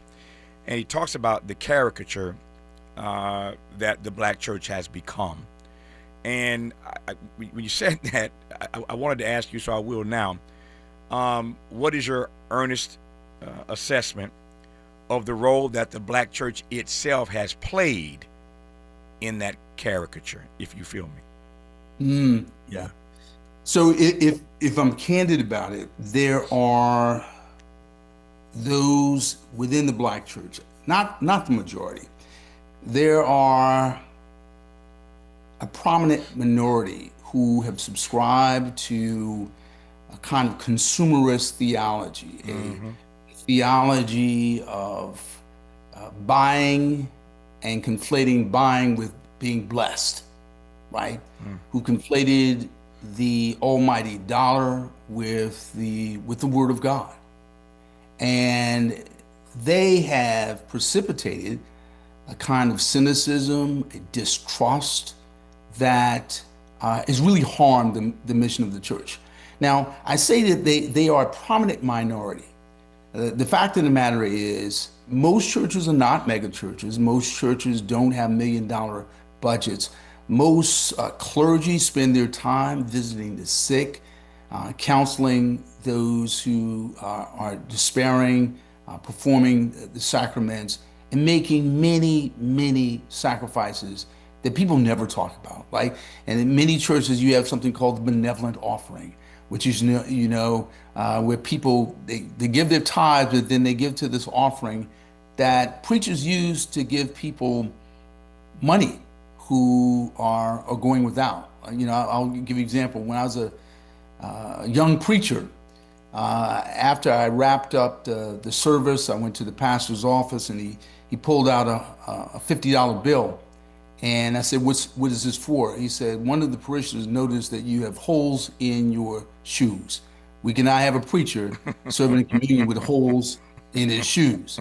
That's the benevolent offering. That's the norm in the Black church, right? Not this, name it and claim it gospel that is so prominent on television. So there's a prominent and loud minority that is responsible, I think, for many of these stereotypes and caricatures of the Black church. But the fact of the matter is, in most communities, the Black church represents the 911 of humanitarian assistance. It's where people go to get baby clothes. It's a place where people go to get help when nobody else will help them. And that's not only true with respect to serving people in need, it is also true when it comes to our politics. It is, notwithstanding its flaws, it is still a trusted institution relative to other institutions. So when if there are those in Congress who want to lecture the Black church, well, let's look at their poll ratings versus the Black church's poll ratings. I think the church is high, right?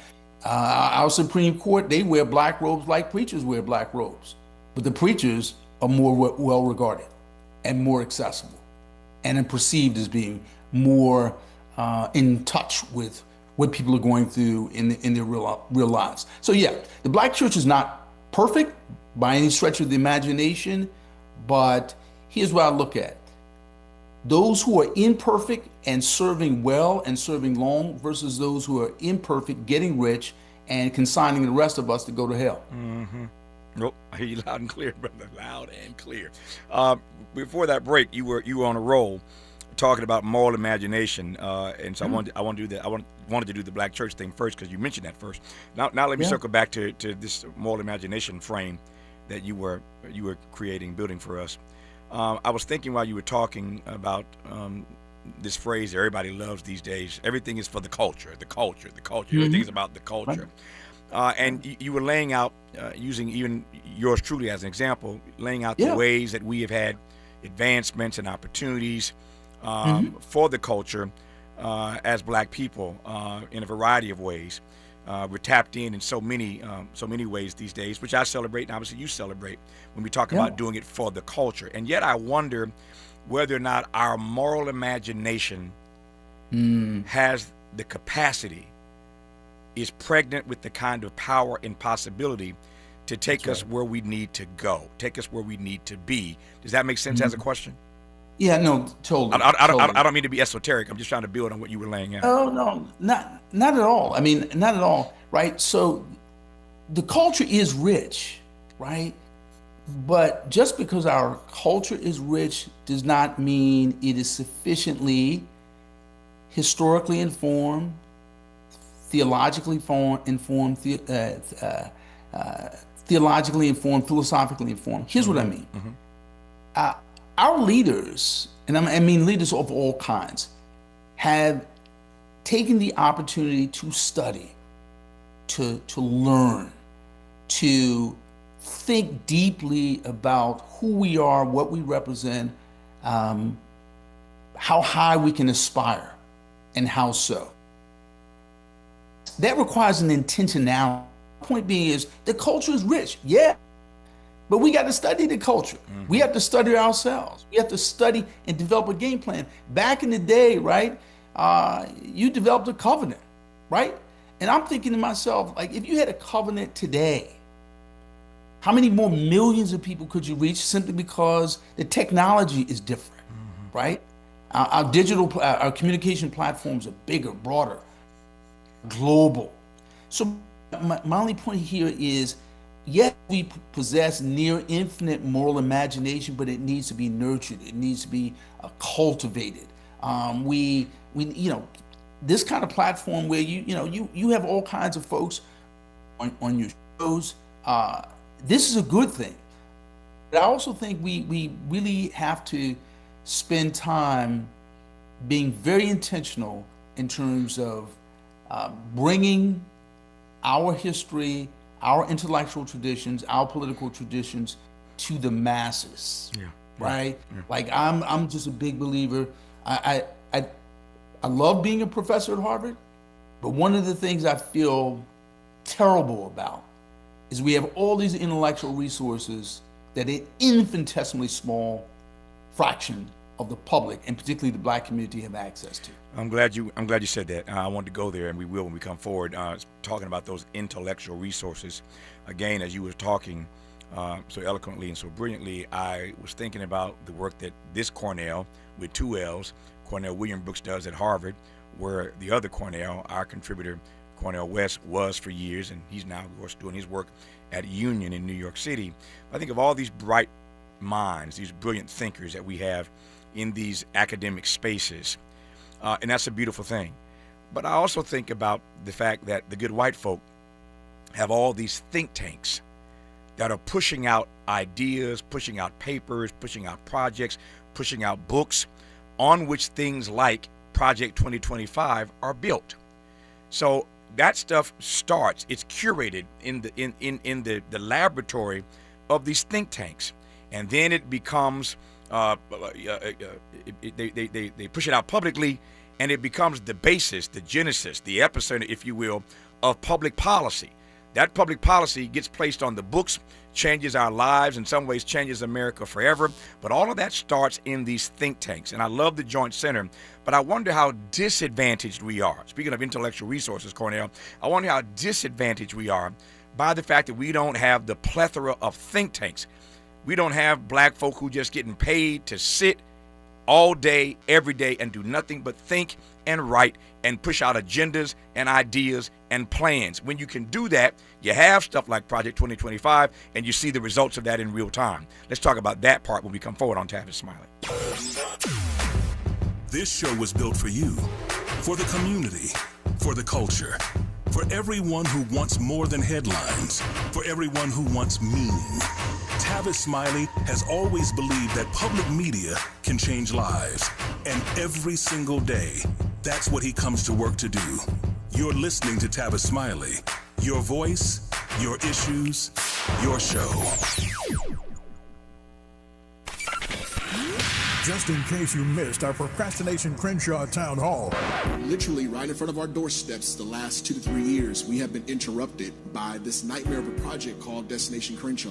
The desire was partnership at the onset, but we've seen broken promise after broken promise. We've seen our parishioners impacted. We've seen our peers and our local neighbors impacted directly by this. We've seen the crippling of the Crenshaw economy as a result of this project, starting and then ultimately walking away. And we're not going to just lay down. We're not going to just, amen, pretend like nothing's happening on our doorsteps. And tonight I want to get out of the way because I want to hear from you.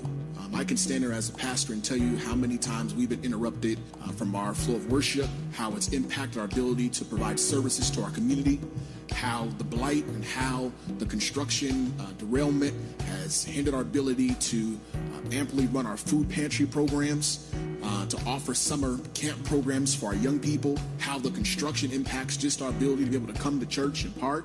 I can go on about how it's interrupted just our day-to-day operations and being able to accommodate the needs of our community. Making sure they stick to the truth. We're KBLA, Talk 1580.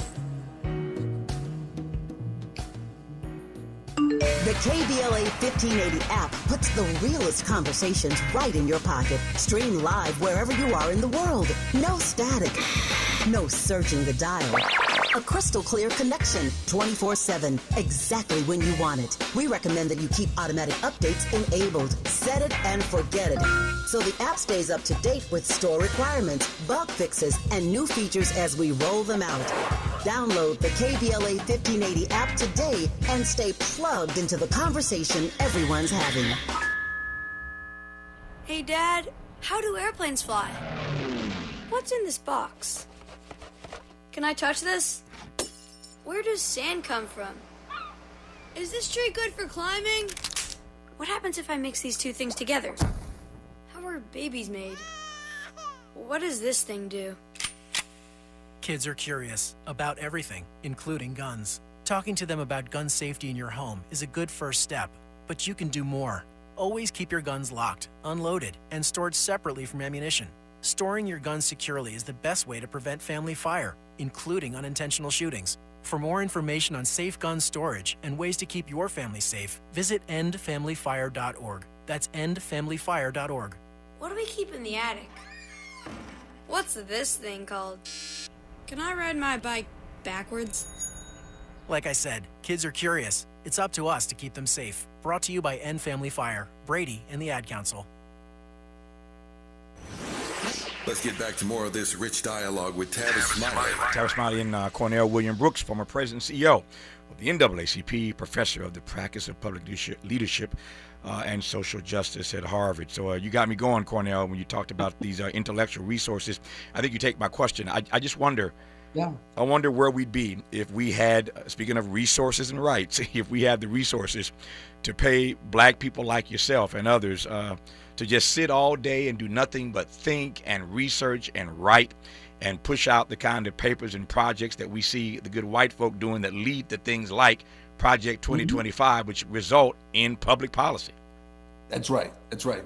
So I just want to note something at the very outset. Since you mentioned the Heritage Foundation Project 2025, that on September 21st, I'll be debating the CEO of the Heritage Foundation at Harvard. Oh, cool. And so just want to put that out there on the 22nd of September. I would say I'm praying for you, but you don't need prayers for that one. You got this one. You got this. Well, it's just a part of an effort at Harvard to bring together diverse voices, and we're going to be speaking about diversity in higher education, because it's my belief that the only diversity that we have banned is racial diversity. This intellectual diversity is something that people are fascinated by. Yep. But to go to your question, right? So we go back years ago to the Federalist Society. The Federalist Society, as a think tank, as a legal think tank, not only has a think tank proper, but they create chapters in law schools. They create groups within the judiciary, within the bar.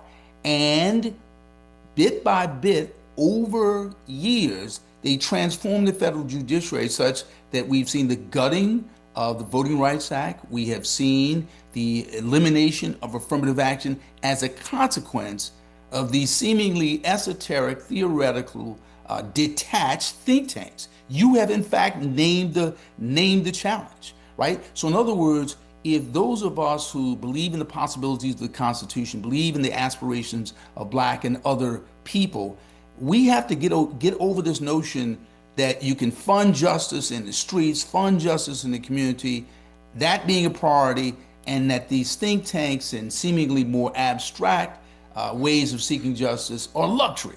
They are not a luxury, they are in fact a necessity. And the way we know that they are a necessity is we need only consider the kinds of injustices that have been imposed on us by these think tanks. And so I think the issue is when you ask, well, how could we do this?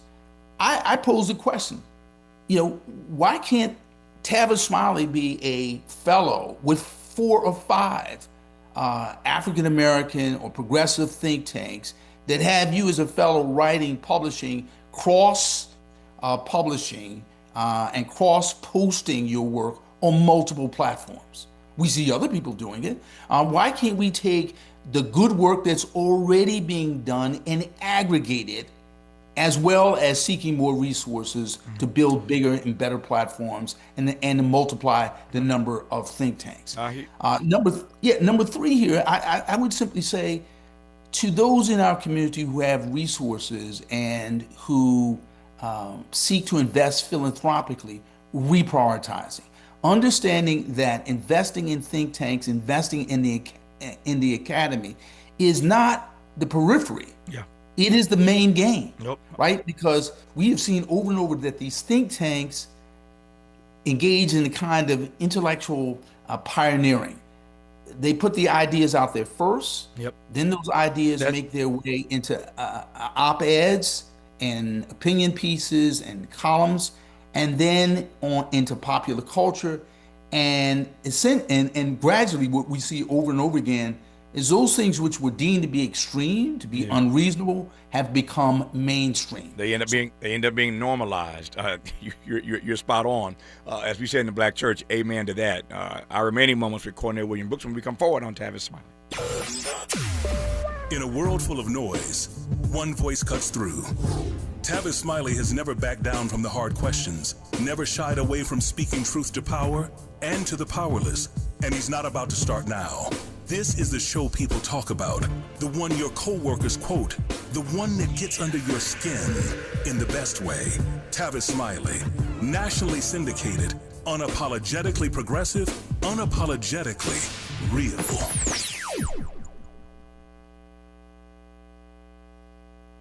What's good, KBLA delegation? I am Miles Lowe, and I'm excited to be joining the weekend lineup right here on KBLA Talk 1580. Join me every Saturday at 12 noon for the Do Better Show, where we get into the world of tech, AI, the creator economy, navigating your mental health through it all, and have conversations with founders to find out how real people are making real money right now. It's not a course, not a subscription. Class is in session every weekend, live on the air. If you knew better, you do better, right? So let's make a better you. The Do Better Show, every Saturday, 12 noon, and replaying again at 7 p.m. right here on Unapologetically Progressive KBLA Talk 1580. We got a lot to talk. KBLA Talk 1580. We've got a lot to talk about. KBLA Talk 1580, connecting you with services and solutions. The BLM Center for Black Power is a hub for Black activism in the city of Los Angeles, a standalone nonprofit affiliated with Black Lives Matter LA. The venue is home to live events, meetings, and organizing drives for Black-led community-based organizations. It is also the base of operations for Black Lives Matter LA. Built on what used to be a nuisance property owned by an arms dealer, the BLM Center for Black Power is in the heart of Leimert Park and has opened its doors to everything from youth organizers to toy drives to film screenings and community town hall meetings. To make a donation or make a request, please visit blmla.org. That's blmla.org. This is a community call to action from KBLA Talk 1580.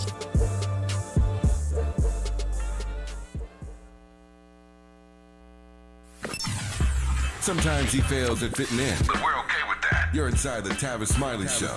You are indeed and have been for the last almost hour now with Cornell William Brooks, former president and CEO of the NAACP and professor of practice in public leadership and social justice at Harvard right now. Got a tight 2 minutes left. I'll yield the balance of my time to you, as they say in Washington, even though you're in Boston, in Cambridge. So in 2 minutes, I often ask this question of certain guests, and you are one of them. With all that we've discussed in this hour, tell me in 2 minutes how, in this present moment, you are sustaining your hope. Well, Derek Bell, many years ago, wrote a fable about Black people, in which he described Black people studying their own history, and in so doing, empowering themselves to do the absolutely extraordinary. And so one of the things that gives me hope is when I study Black history, when I study family history, when I study biblical history. And these histories tell us what we've done, what we're capable of doing, and what we should aspire to do. So I would encourage everyone, right? Study your own, right? Not just Black history in terms of Du Bois and Ida B. Wells, but study your own family history.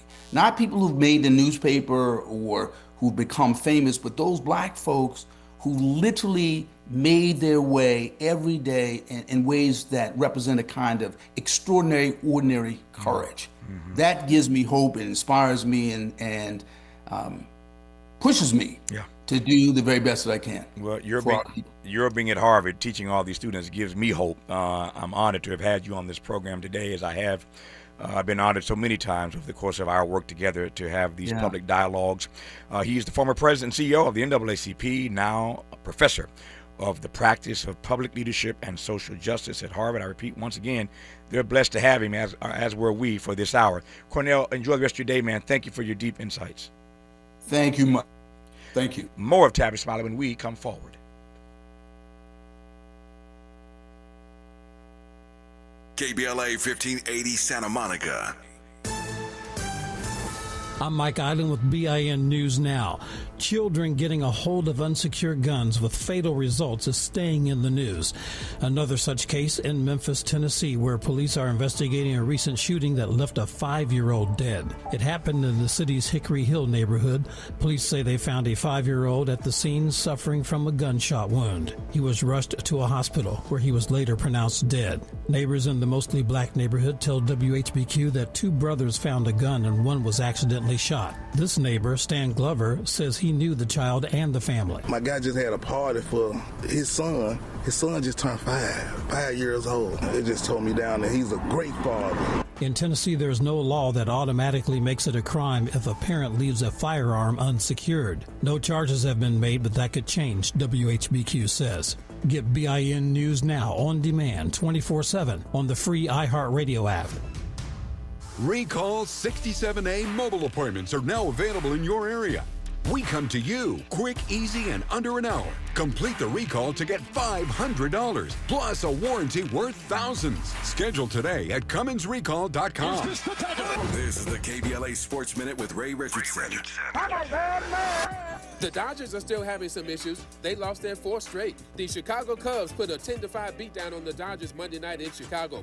Dodgers pitcher Justin Robleski gave up 4 home runs in just 4 1/3 innings. Since the Dodgers made their White House visit on July 23rd to hang out with Trump, they are 4-6 and no longer have the best record in Major League Baseball. I'll let you draw your own conclusions if there's a connection, but something is not right with the Dodgers over the past 2 weeks. The Rams are off today, first day off for the team since they opened training camp on July 25th. The Rams are back to work Wednesday at Loyola Marymount. The Chargers will practice today and Wednesday on the University of San Diego campus. It's a chance for the Chargers to reconnect with their original fan base in San Diego. The Chargers return to El Segundo on Thursday. No debates, no speculation, just the info you need. That's your KBLA Sports Minute. I'm Ray Richardson on KBLA Talk 1580. You have something to say, and we want to hear it. KBLA Talk 1580 is engagement radio, not outrage radio. A place where your hopes, your frustrations, and your ideas are welcome 24 hours a day, 7 days a week. Real talk, real people, real Los Angeles. KBLA Talk 1580, the station that sounds like the city looks. Tune in on your AM radio dial at 1580. Download our free KBLA 1580 app or listen live on our website at KBLA1580.com. Unapologetically progressive. Hit it. Oh, how you feel, brother? Feeling good. You feel good? Feeling good. Improving. Play so much bone, brother. How you feel, man? I feel all right. I call your name. I don't want no people to know you're in here. How you feel, fella? Hey, Jam! Sure getting down. Look at him! Ah. We're gonna have a funky good time. We're gonna have a funky good time. We're gonna have a funky good time. We're gonna have a funky good time. Let's take 'em up, Fred. We gotta take you high.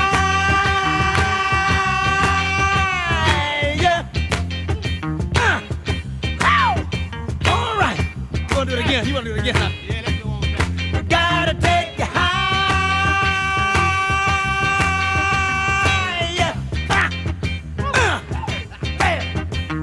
Brother. Yeah.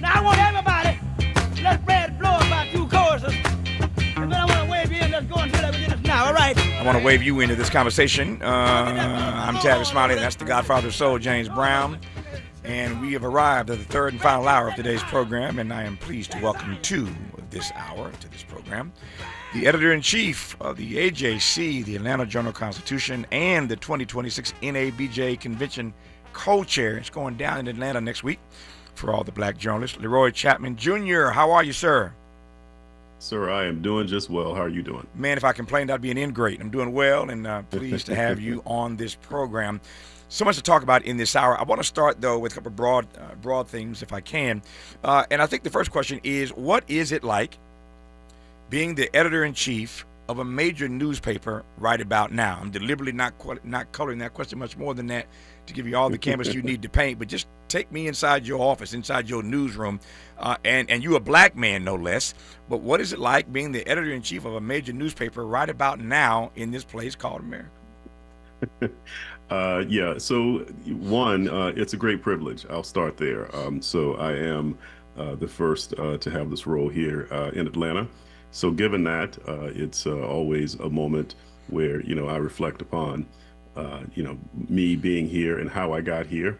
And also have to ask myself, if the good Lord put me here, then what are my duties? Mm-hmm. So there's that part. But secondly, we live in a moment too where things have been chaotic, and I mean that with what we are seeing with our government. And so we're in a state too where we're questioning things that I don't think in my lifetime we've questioned much.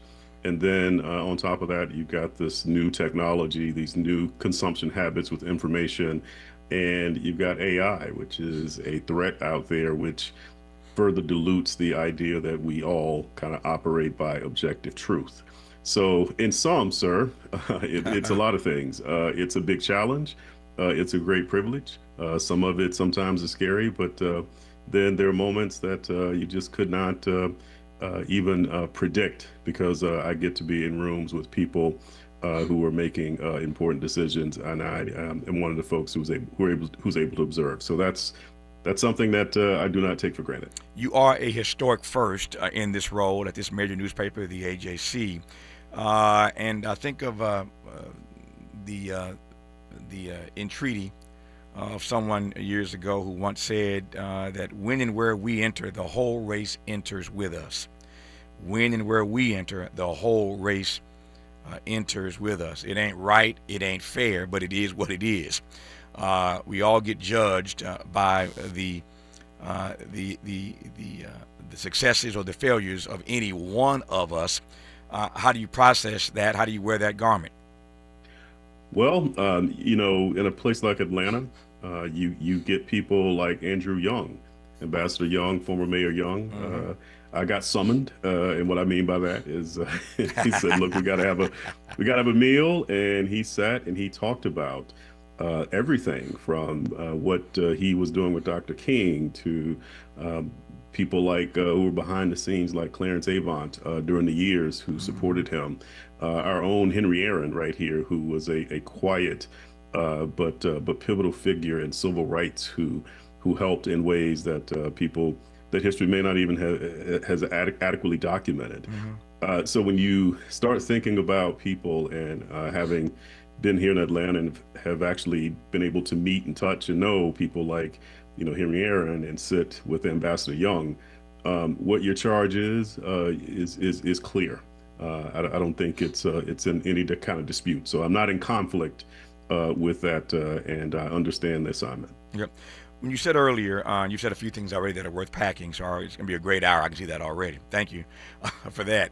But when you said earlier that in this business, in this media business, this print business, this broadcast business, this news business, that we have not questioned much, what did you mean by that, number one? And number two, what ought we be questioning in real time?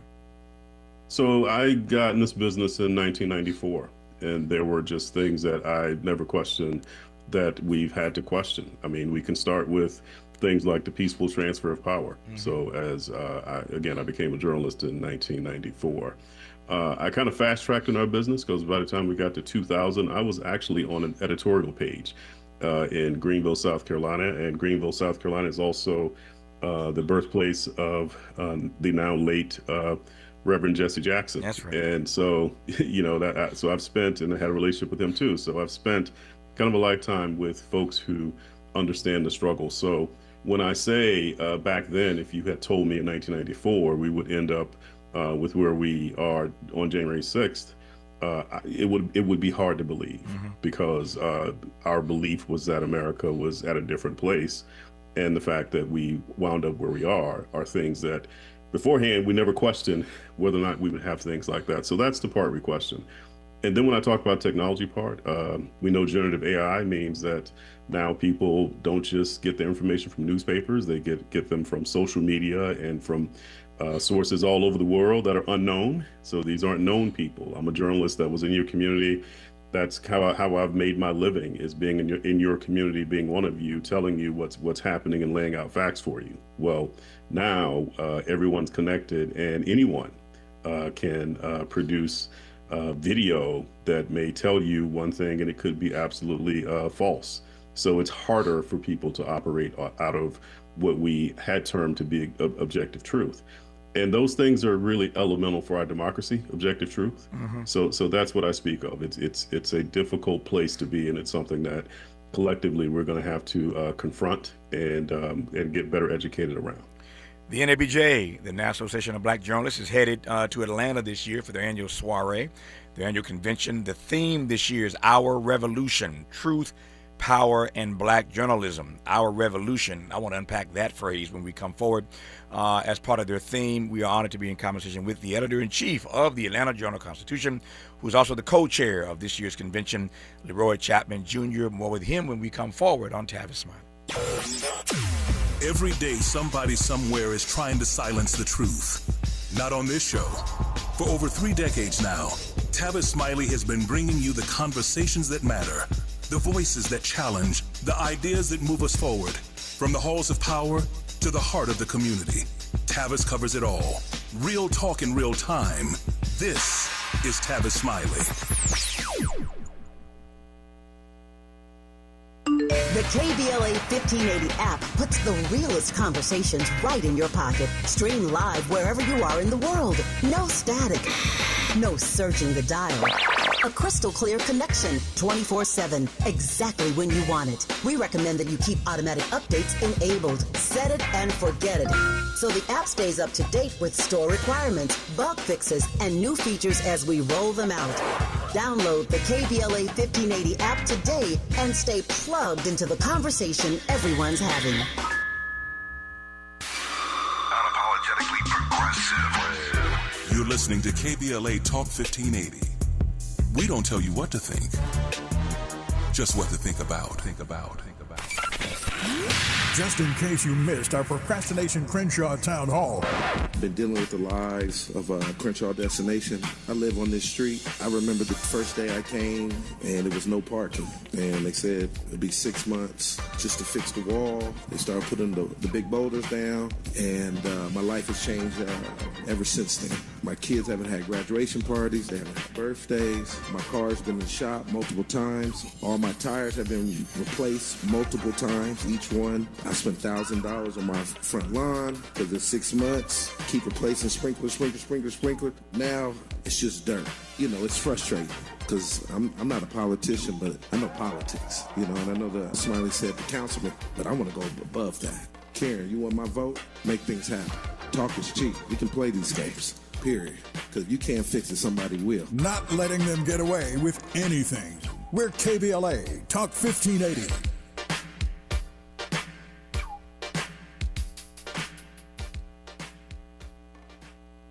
You served behind the desk. You served in combat. You did 4 years and got out.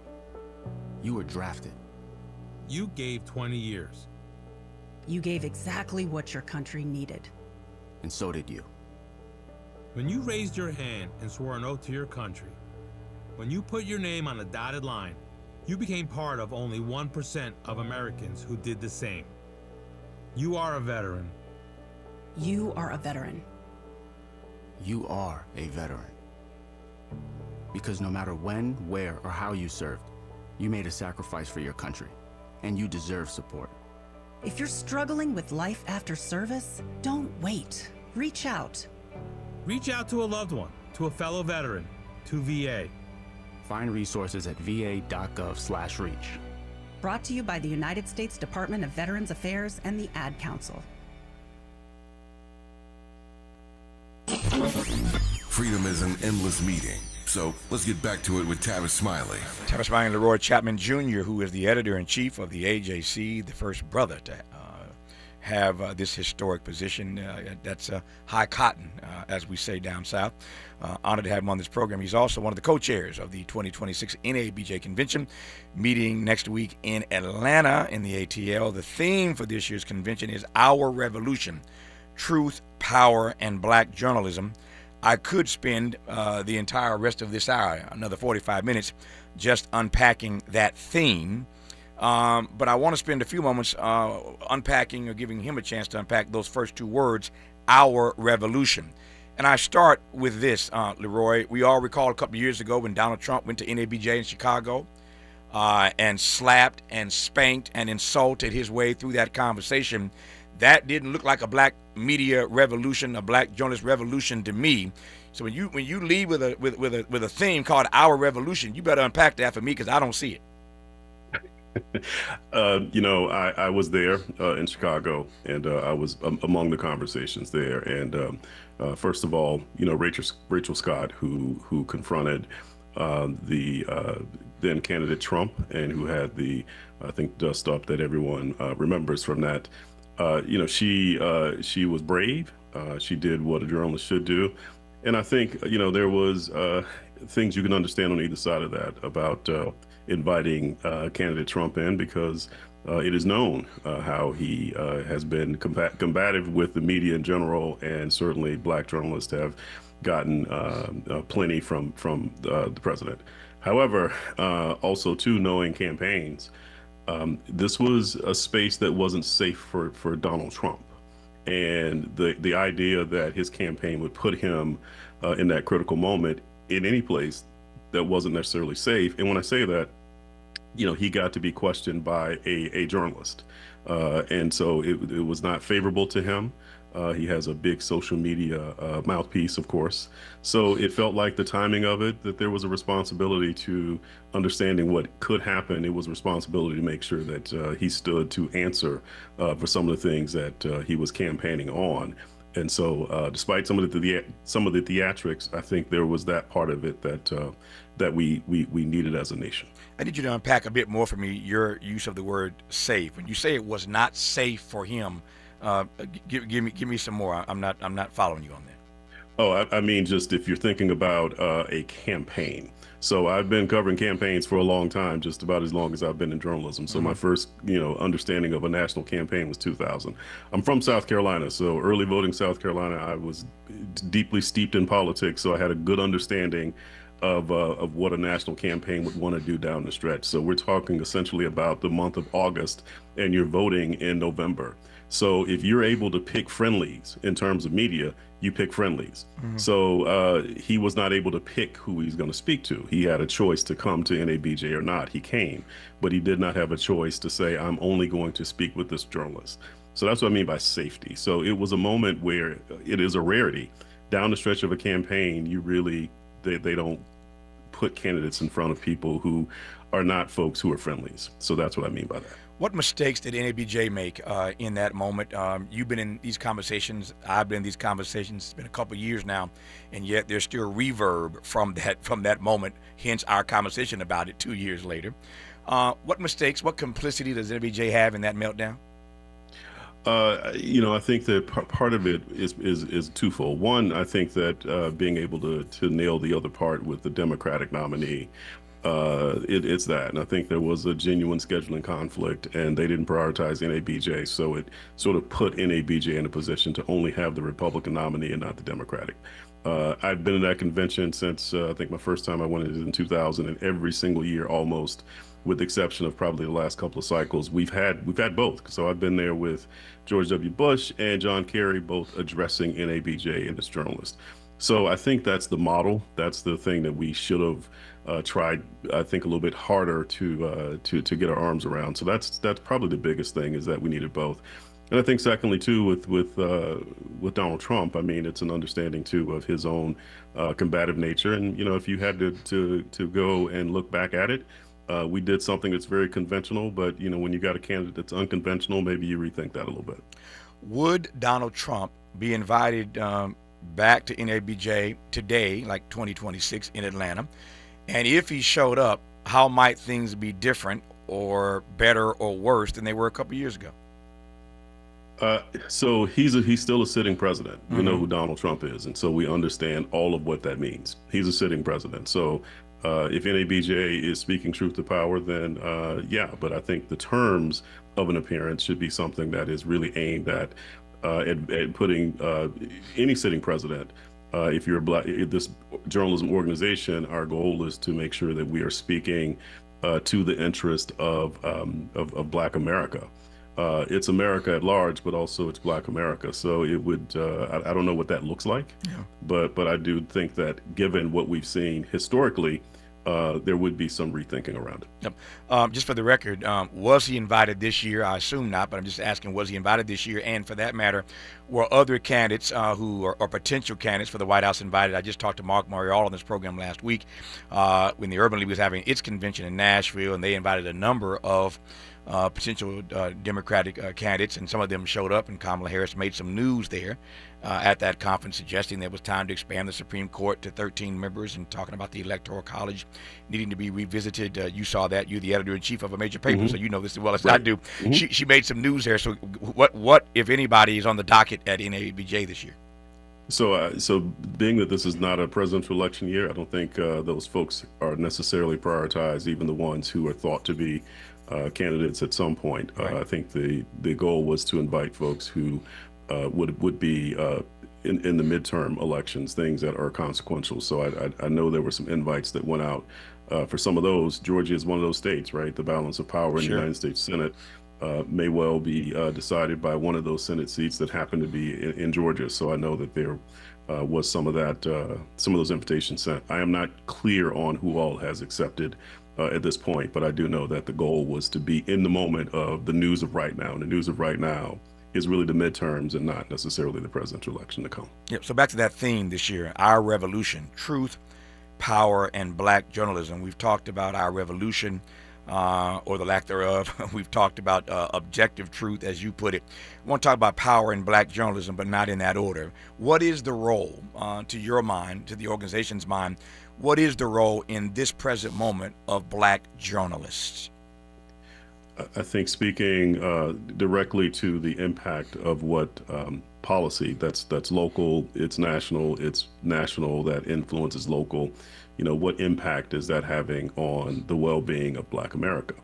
And we know that the measures of wellness are a lot of things. I mean, it's physical health, it's wealth, it's opportunity. Those things matter. Now we have to be very clear out about the current administration and what it has prioritized. And some of the things it has prioritized is a reordering of opportunity in our country a little bit. And there's also just protections. It's protections of our votes, protections against discrimination. We know that there are some things that have come up over the course of this second Trump administration that journalists are able to explain and also be able to identify and show harm and potential harm. So that's one of the things that we have to do as journalists to be able to crystallize that for the nation. Mm-hmm. I'm seeing a number of questions. I see all kind of stuff popping up in our social media feeds. So this conversation clearly has hit a nerve, Leroy Chapman Jr. You'll appreciate that as the editor-in-chief of a major paper. You always want your writings and your digital posts and your other contributions to get people's attention, and this conversation clearly has gotten the attention of a lot of listeners across the country. And let me just try to reshape and reframe as best I can to give you something that you can actually respond to vis-a-vis one of the comments that I'm looking at, and there are a few in this vein. And the general thesis here, I suspect, of these questions is the role that Black journalists play in giving platforms to those who might not be seen as insiders, to these outsiders running for high office. I think of Cornell West, for example, in the campaign that he ran. Many would call that campaign revolutionary. Many would call the campaign of Bernie Sanders revolutionary. But too often, I think it is the case that those of us who look like you and I, who have melanin in our skin, who work inside of corporate media, end up doing and writing and covering the same stories everybody else is covering, and not giving voice, not giving audience, not giving platform to those outside voices like, say, a Cornell West or a Bernie Sanders. Any thoughts in that regard? So I understand it. And listen, I've been on the side of that where I've gotten direct criticism for who we exclude because of what our polling says, or should we be putting resources into this campaign versus this, and what does equitable coverage look like? I get it.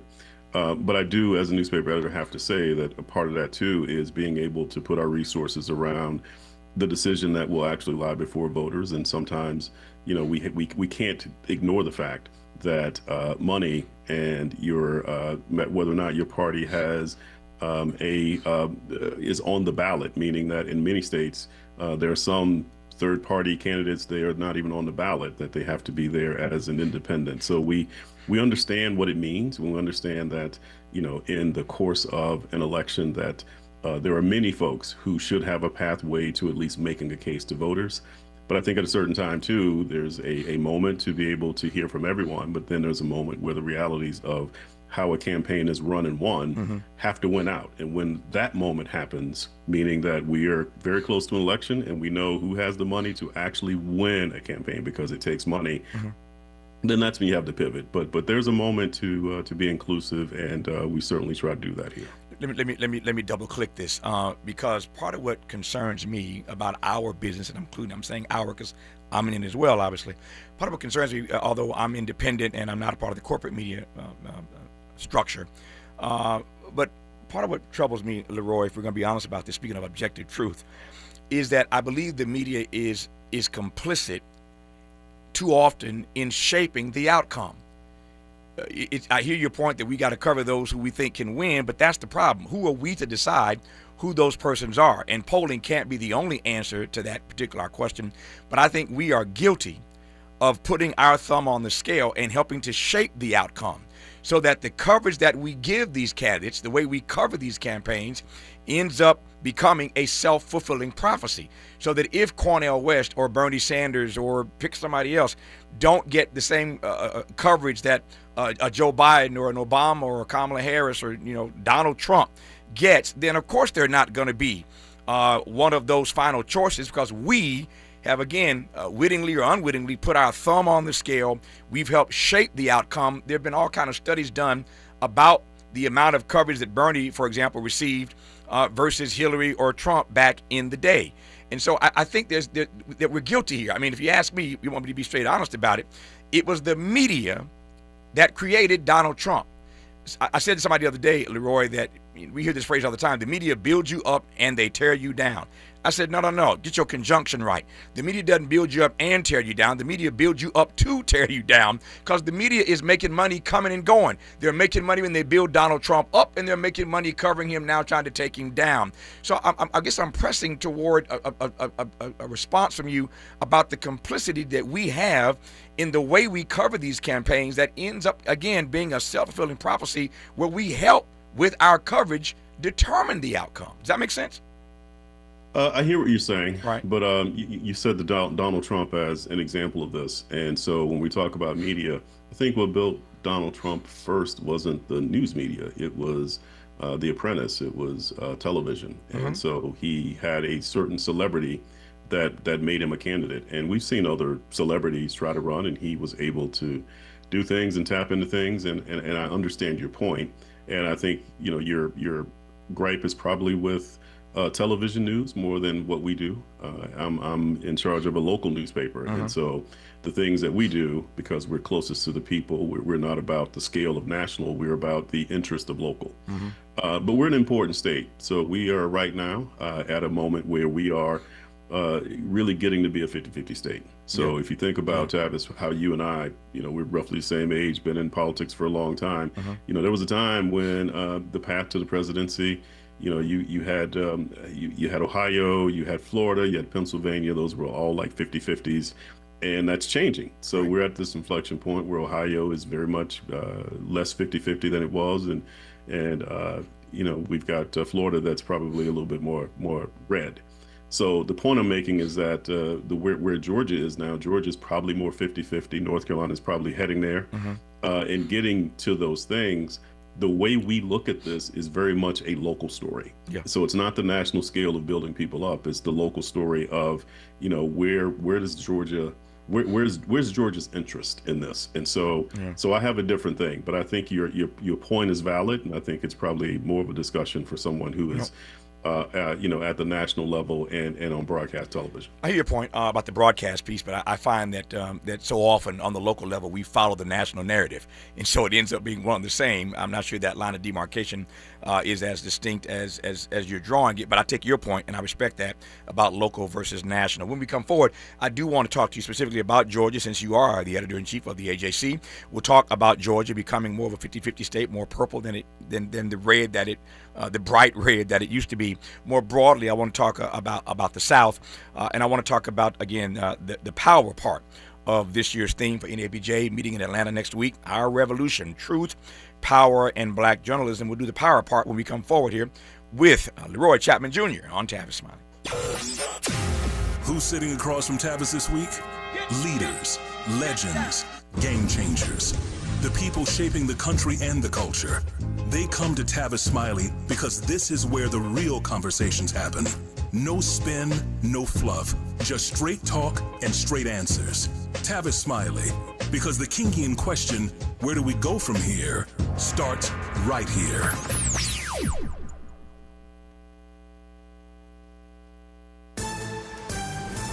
I'm Mike Island with BIN News Now. Children getting a hold of unsecured guns with fatal results is staying in the news. Another such case in Memphis, Tennessee, where police are investigating a recent shooting that left a 5-year-old dead. It happened in the city's Hickory Hill neighborhood.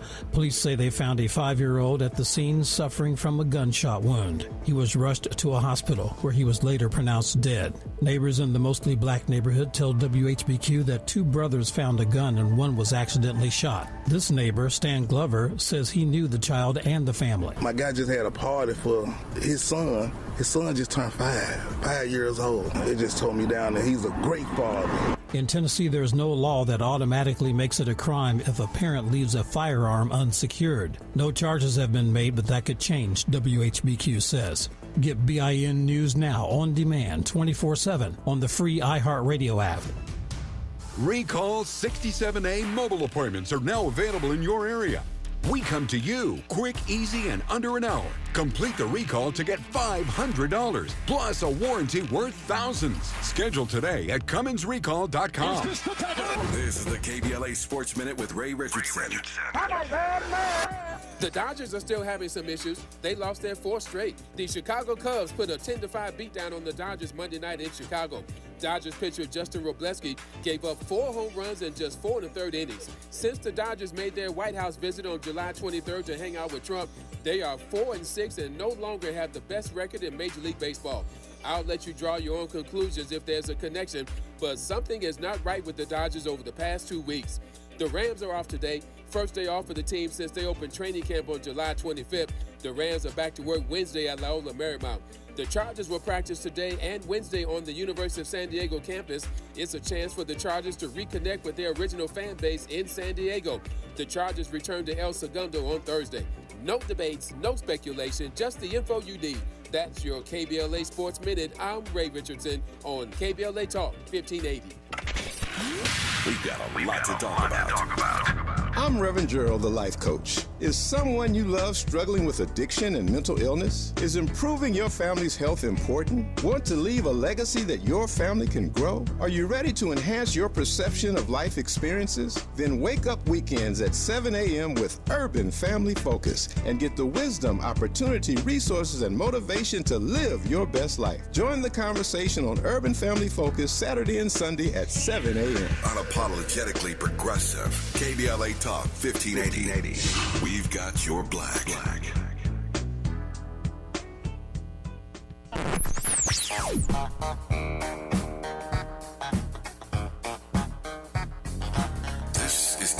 KBLA Talk 1580.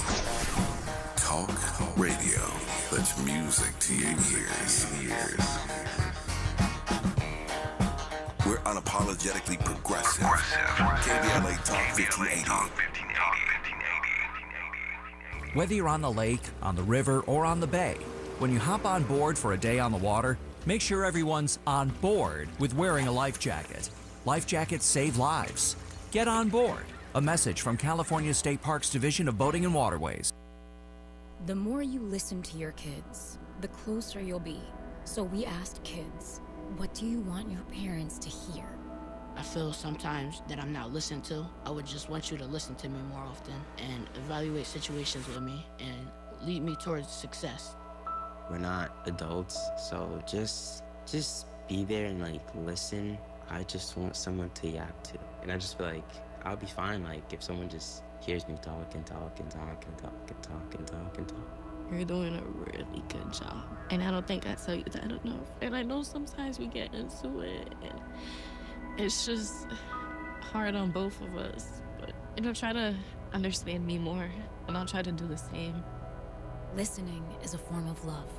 Find resources to help you support your kids and their emotional well-being at sounditouttogether.org. That's sounditouttogether.org.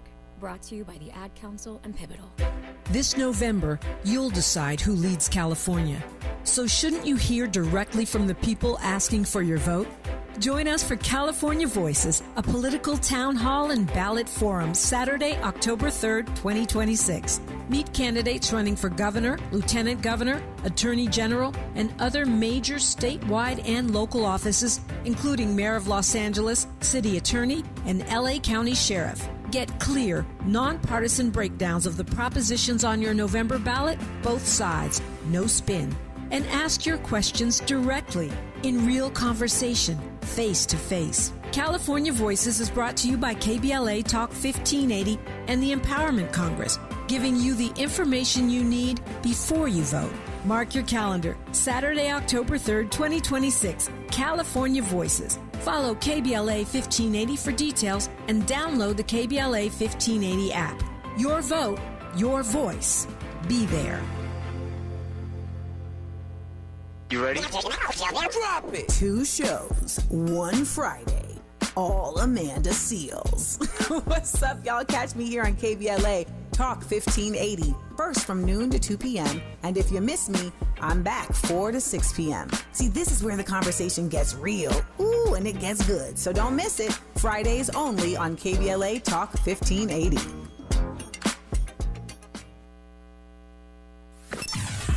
Sometimes he fails at fitting in, but we're okay with that. You're inside the Tavis Smiley Show. You are indeed with the Editor-In-Chief, the historic African-American Editor-In-Chief of the AJC, the Atlanta Journal-Constitution, and 2026 NABJ Convention Co-Chair Leroy Chapman Jr. honored for an hour of his time. Deeply appreciate him coming on this program. Leroy, let me run through 3 or 4. Let me pick out 3 or 4 right quick. I see, again, comments coming from everywhere about this conversation. Here's a comment and then a few questions, and we'll run through them right quick before we talk about Georgia, the South, and a few other things. Tavis, if you're focused, if the media, that is focused on the reality of American politics while ignoring or dismissing the hope and change campaigns of third parties, you can't call yourself a revolutionary journalist. Revolution isn't about reinforcing the status quo. It's about challenging it. Now, some questions here, Leroy, unless you want to comment on that. Comment. I agree with the idea that you have to challenge the status quo. I mean, understanding that too, there's accountability, which is something that we do every day. But new ideas, we try to platform those too. Brother Tavis, has Leroy Chapman Jr., does he have any takeaway lessons from Kevin Meredith's time at the LA Times? I suspect that's probably an LA-based listener. I am in LA. As you know, this program is syndicated across the country. I'm based in LA, and we all know the historic appointment of the African-American Kevin Meredith some time back to run the LA Times, and we all know how that ended here in LA. But any takeaways from Kevin's tenure at the LA Times? Absolutely. So Kevin Meredith is someone I hold in really high regard because he's a mentor of mine. So I met him some years back in a program where it was really built to pair news executives with emerging news executives, and so I got linked up with him years ago. So I followed him from the New York, from the Washington Post. Oh yeah. Through his time with the Undefeated, and also with, and I'm still in touch with him today, and I'm sure I will see him this upcoming convention. So here's the takeaway. One of the things I think that Kevin did that's a lesson to all of us is that he found a moment to innovate, and he did it. And so part of one of the things he did too, because the LA Times is, as much as it has national reach, is still a local news organization. So some of the things that he did in the investigative work, and also in examining the dynamics of power. So I've actually cribbed off that sheet of paper, looking at the dynamics of power. Yeah. Because I think we're at our best in media when we're explanatory, and so being able to explain to people where connections lie, how decisions get made, the people who you don't know. We sit here and argue about politics all the time, but sometimes there are people, most times, there are people who you don't know who are really influential, and how are they benefiting from decisions that might impact you. He was very good at that kind of thing. Yeah, Kevin's a friend, so I can't hide that. Personal friend of mine, and yet I'm gonna say this anyway. I celebrate when we have these African American first, including Leroy Chapman Jr. at the AJC. What I don't like is somewhere down the road when these African American first end up being exploited and scapegoated. I'm going to leave that lay right where it is. On to the next question. Can Leroy Chapman Jr. Tavis compare the racist, dirty tricks by the Bush campaign against John McCain in that 2000 South Carolina GOP primary, since he was there, with the current GOP tactics? Put another way, do Democrats really stand a chance with these dirty tactics come 2028? So I was there in South Carolina, and Senator McCain was furious about what happened, and I understand too the Lee Atwater sort of wing of the Republican Party was at play then. The late Lee Atwater, he is a South Carolinian, like I'm a native South Carolinian, so I understand the playbook of the Southern strategy, and so some of those acolytes of Atwater were in the Bush campaign, and they pulled some of those tricks with the McCain campaign. So it is one of those things for me that happened during my time in politics that were formative for me, because I was just emerging as an editor who was in charge of kind of covering and chronicling all of this. To compare that to today, I think today I would say it's worse, because essentially now what you've got is that with social media, with the internet. So we're talking about a time too when this happened, you really did not have social media and the reach you had then. Now, I think that there is a lot of currency around this kind of thing where people profit from it in a different kind of way. It used to be the stakes were just politics. Now there is a media ecosystem around, hate that exists, and people profit from it. So as long as you've got that, I think you've got a different kind of scenario here this in 2026 compared to then. Let me squeeze in one more listener viewer question here. Have recent high-profile losses by candidates who raised and spent the most money in the race altered Mr. Chapman's thinking on assessing candidate viability in the current political landscape? And let me just add to that question. We're talking about money, sometimes some APAC and other, a lot of AI money out there now. So you know the storyline here of all the money that's being spent in these races. I see it even in races with black candidates. The outsized impact of outside money by certain industries, by certain lobby groups. The question is whether or not these high-profile losses by some candidates who raised and spent the most money, if that's altered your thinking about how you assess candidate viability. Of course. One of the things about politics, I'll say this, that the more of it I consume, the more of it I study, the longer I live, the more I don't know. And so what I mean by that is that there are things that you can add up, and sometimes 2 and 2 does not equal 4. Let me go back to my South Carolina days too. And anybody who will tell you that they knew Barack Obama was going to win when he declared himself a candidate is probably not being honest, unless their name is Barack Obama. Beyond that, everything added up to him not winning, and everything added up to Trump not winning. So a lot of things added up to Trump not coming back. So we're continuing to assess it. And here's the thing that's evolving, which makes it very difficult to have, kind of the predictive, if these things happen, then it's probably going to add up to a winner. And that is the way we communicate now with social media, with digital media. And given all of that, those influences sometimes create things that we don't really know until election day. So even if you have all the money in the world, if you're not spending it in a way that's actually having true connection, it won't matter. I hear you. It won't matter. Leroy Chapman Jr. is our guest, Editor-In-Chief of the AJC, 2026 NABJ Convention co-chair. NABJ is headed to Atlanta next week for their annual summer gathering. When we come forward, I want to talk specifically about Georgia and the South. As the editor of this major paper in the South, what does he see? What's his assessment of what's happening politically in the South and inside of Georgia specifically? You're listening, and I'm glad about it, to Tavis Smiley. From Lamert Park with love, this is Tavis Smiley.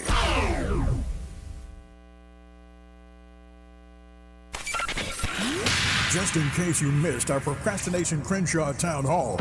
We've had neighbors who have had the garbage truck potentially swipe their vehicles because if you park just a little bit too much into the street, you're at risk of getting it hit. If you park too much forward or back, you can't get in and out of your own driveway. And if you're late for a meeting or an appointment, pretty big deal. I really hope we never have a major emergency on this street because being able to get fire department in and out would be very difficult. Personally, while the project goes well beyond anything that my husband and I are facing personally with our home, we do have a very large project within our house. We are very blessed to be in it, but it needs a completely new foundation. It is currently slipping into Crenshaw right now, and we cannot do that work because a concrete truck can't come in to actually do the work. So it's a bit scary for us in that manner. But there have been, there are numerous things that I know we will hear about today that everybody is facing on a daily basis. We really look forward to hearing what everybody has been going through and then trying to find a way to get the construction complete and move forward. Making sure they follow through. We're KBLA, Talk 1580. The California Crusader newspaper would like to thank all of our subscribers for their support throughout the years, proudly serving the South Los Angeles and South Bay areas for more than 40 years. The California Crusader is a multicultural, black-owned, adjudicated newspaper that focuses on providing newsworthy information to the people in our community. We're constantly looking for ways to assist businesses in our community to connect with our subscribers. We provide low-cost, effective ways to promote your business with our reasonable and affordable advertising rates. You can participate by suggesting, sharing, and submitting your stories on the California Crusader newspaper Community Share Facebook group page, or visit our website at cal-cruise-news.com. That's calcruisenews.com. Then click on the Submit Now button located on the top right corner of the homepage, or text CCN to 42828. Again, text CCN to 42828. The California Crusader newspaper, working together to build a better community for our future. Subscribe today. Hey, Dad, how do airplanes fly? What's in this box? Can I touch this? Where does sand come from? Is this tree good for climbing? What happens if I mix these two things together? How are babies made? What does this thing do? Kids are curious about everything, including guns. Talking to them about gun safety in your home is a good first step, but you can do more. Always keep your guns locked, unloaded, and stored separately from ammunition. Storing your guns securely is the best way to prevent family fire, including unintentional shootings. For more information on safe gun storage and ways to keep your family safe, visit endfamilyfire.org. That's endfamilyfire.org. What do we keep in the attic? What's this thing called? Can I ride my bike backwards? Like I said, kids are curious. It's up to us to keep them safe. Brought to you by End Family Fire, Brady, and the Ad Council. He's a paradigm pioneer and the top-rated African-American talk show host in the nation, according to Talkers Magazine. You're tapped in with Tavis Smiley right now. Tavis Smiley and Leroy Chapman Jr., who is the historic African-American editor-in-chief of the Atlanta Journal-Constitution and 2026 NABJ convention co-chair, NABJ meeting in Atlanta next week, and so I'm pleased to have him on in advance of the gathering there. Let me sort of, my time is getting tight here. Let me weave two things together, Leroy, and let you take it as you will. I want to talk about Georgia. I want to talk about what's happening politically in the South. I think I want to start again with weaving these two things together. So the questions are essentially these. What do you make of Stacey Abrams' impact on Georgia politics, even though she personally lost twice running for governor? We now have former mayor of Atlanta, Keisha Lance Bottoms, who was just on this program a few days ago. We now have her as the Democratic standard bearer running for governor. So talk to me about what Keisha's chances really are and how Stacey Abrams has impacted politics in that state, even though she ran and lost twice for this seat. So I think the lesson from the Abrams campaign was that she was really willing to go to rural Georgia and make a case there. So here's the Republican math. The Republican math is that the suburbs in Atlanta used to be Republican. Now they have shifted to Democratic. Mm-hmm. What it means is that there are plenty of Republican votes in Metro Atlanta in these suburbs, but it means that their margins in rural Georgia need to be higher. One of the things that Stacey Abrams did then is that she squeezed and looked to squeeze some of those margins out in rural Georgia. So in doing that, I think if you're the Bottoms campaign, you're looking to go to rural Georgia and make sure that, because you're not going to win those counties, but if you make sure that the Republican wins are a lot narrower than they were, then that is a pathway to victory, because Keisha Lance Bottoms' strength is going to be Metro Atlanta. So that's where her chance lies. I mean, she's got a legitimate chance. I mean, what we've seen since 2016, so we've had 10 years since then, we saw the Atlanta suburbs shift, and so go the Atlanta suburbs. That is going to impact Georgia politics at large. Mm-hmm. So broadly in the South, and again, I'm asking this question in this way to give you all the canvas you need to paint. Tell me what you see happening politically in the South writ large. So, you've got the South, which is really still very much largely Republican. So Georgia sits here as a state that's getting to be 50-50. I mean, we did the census reporting just recently, which says that Georgia now has shifted to be a state where the racial minorities are the majority now. So we've got that makeup that changes the South. But if you look elsewhere in the Deep South, it is still very much Republican ruled, and they're taking much of what they do from Donald Trump. And so what we're saying is that a lot of fidelity to Trump, if you look at what happened during voting and you look at redistricting, those things came at the behest of Trump, and there were many states that complied. Now, there were others that didn't, and I think that's significant too. Mm-hmm. I think that Trumpism in the South is still strong, but I think we see signs of some of it waning a bit.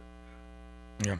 From your mouth to God's ears, but that's me saying that, not you. I ain't get you in trouble. You're the editor. I am not. In our remaining moments with Leroy Chapman Jr., I want to cover two things.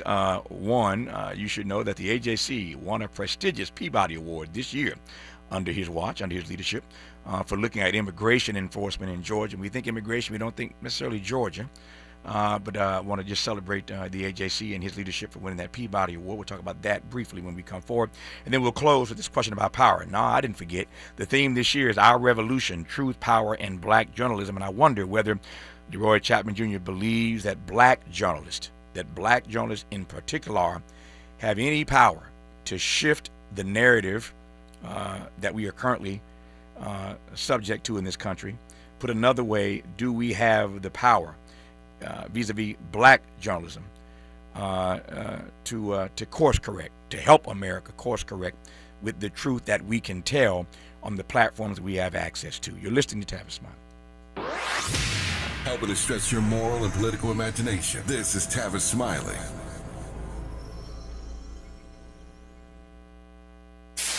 KBLA Talk 1580. We've got a lot to talk about. KBLA Talk 1580, connecting you with services and solutions. The midterm elections are upon us. It is voting season once again. Common Cause's motto is fighting for the democracy we deserve. In service of that goal, Common Cause puts its state and national policy expertise, massive network of grassroots supporters, and nonpartisan approach into action to strengthen our democracy against the challenges we face today.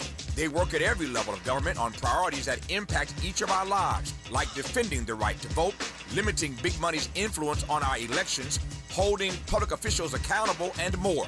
Common Cause is a nonpartisan grassroots organization dedicated to upholding the core values of American democracy. They seek to empower all people to make their voices heard in the political process. This election may be the most important one ever. If you'd like to make a donation or volunteer in service to the Constitution, please visit commoncause.org. That's commoncause.org. This is a community call to action from KBLA Talk 1580.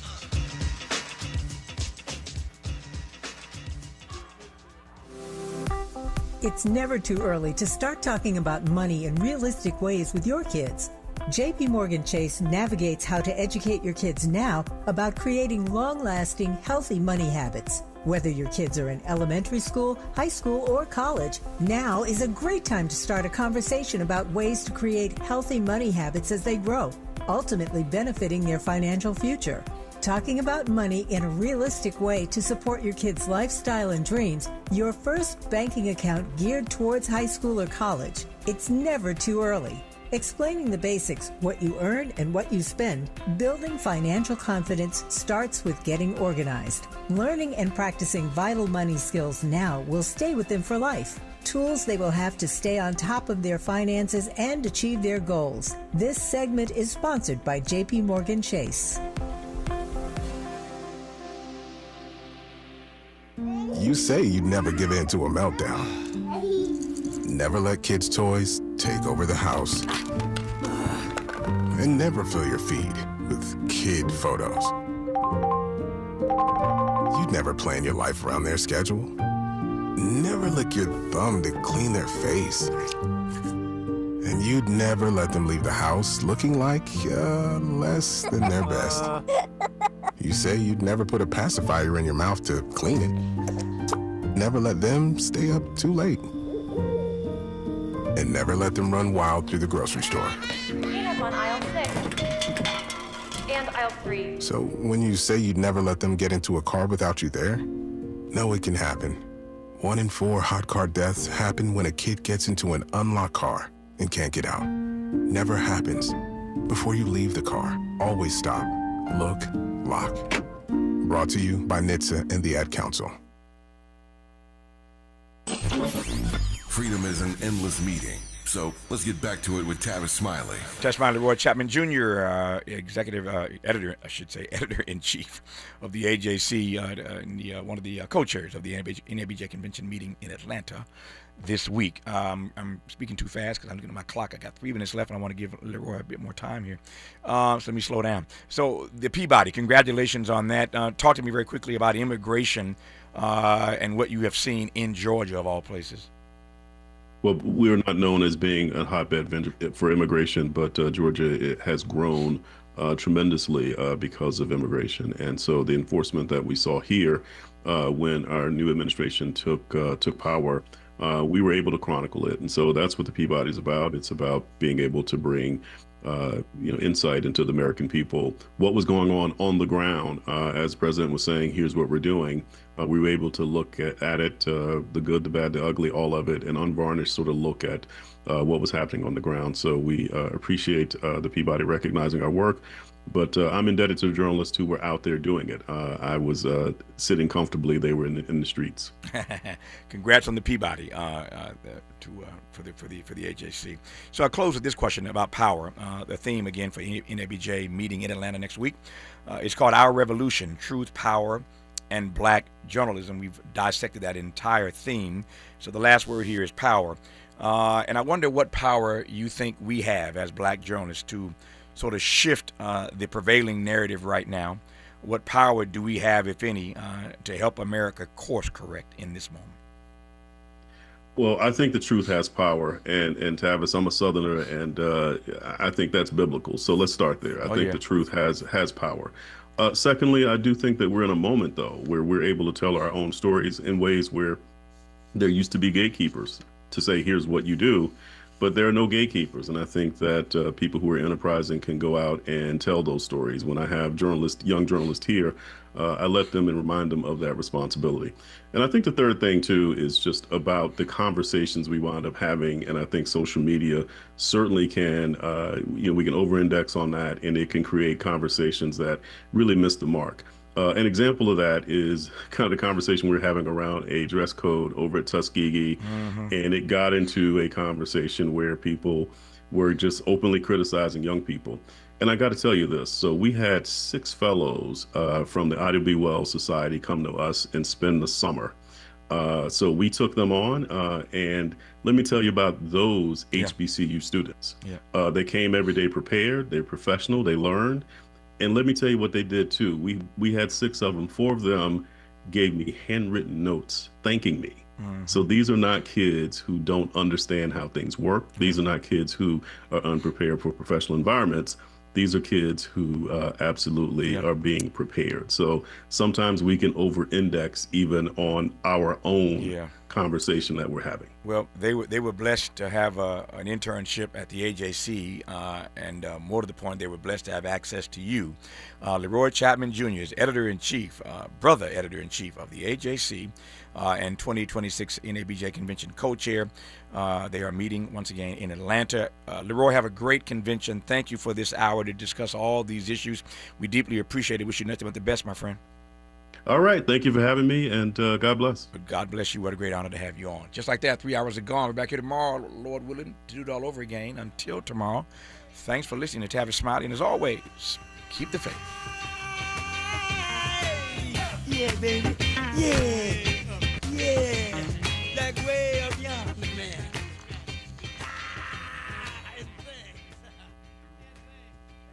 KBLA 1580 Santa Monica.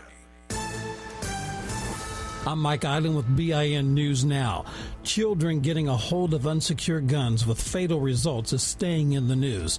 Another such case in Memphis, Tennessee, where police are investigating a recent shooting that left a 5-year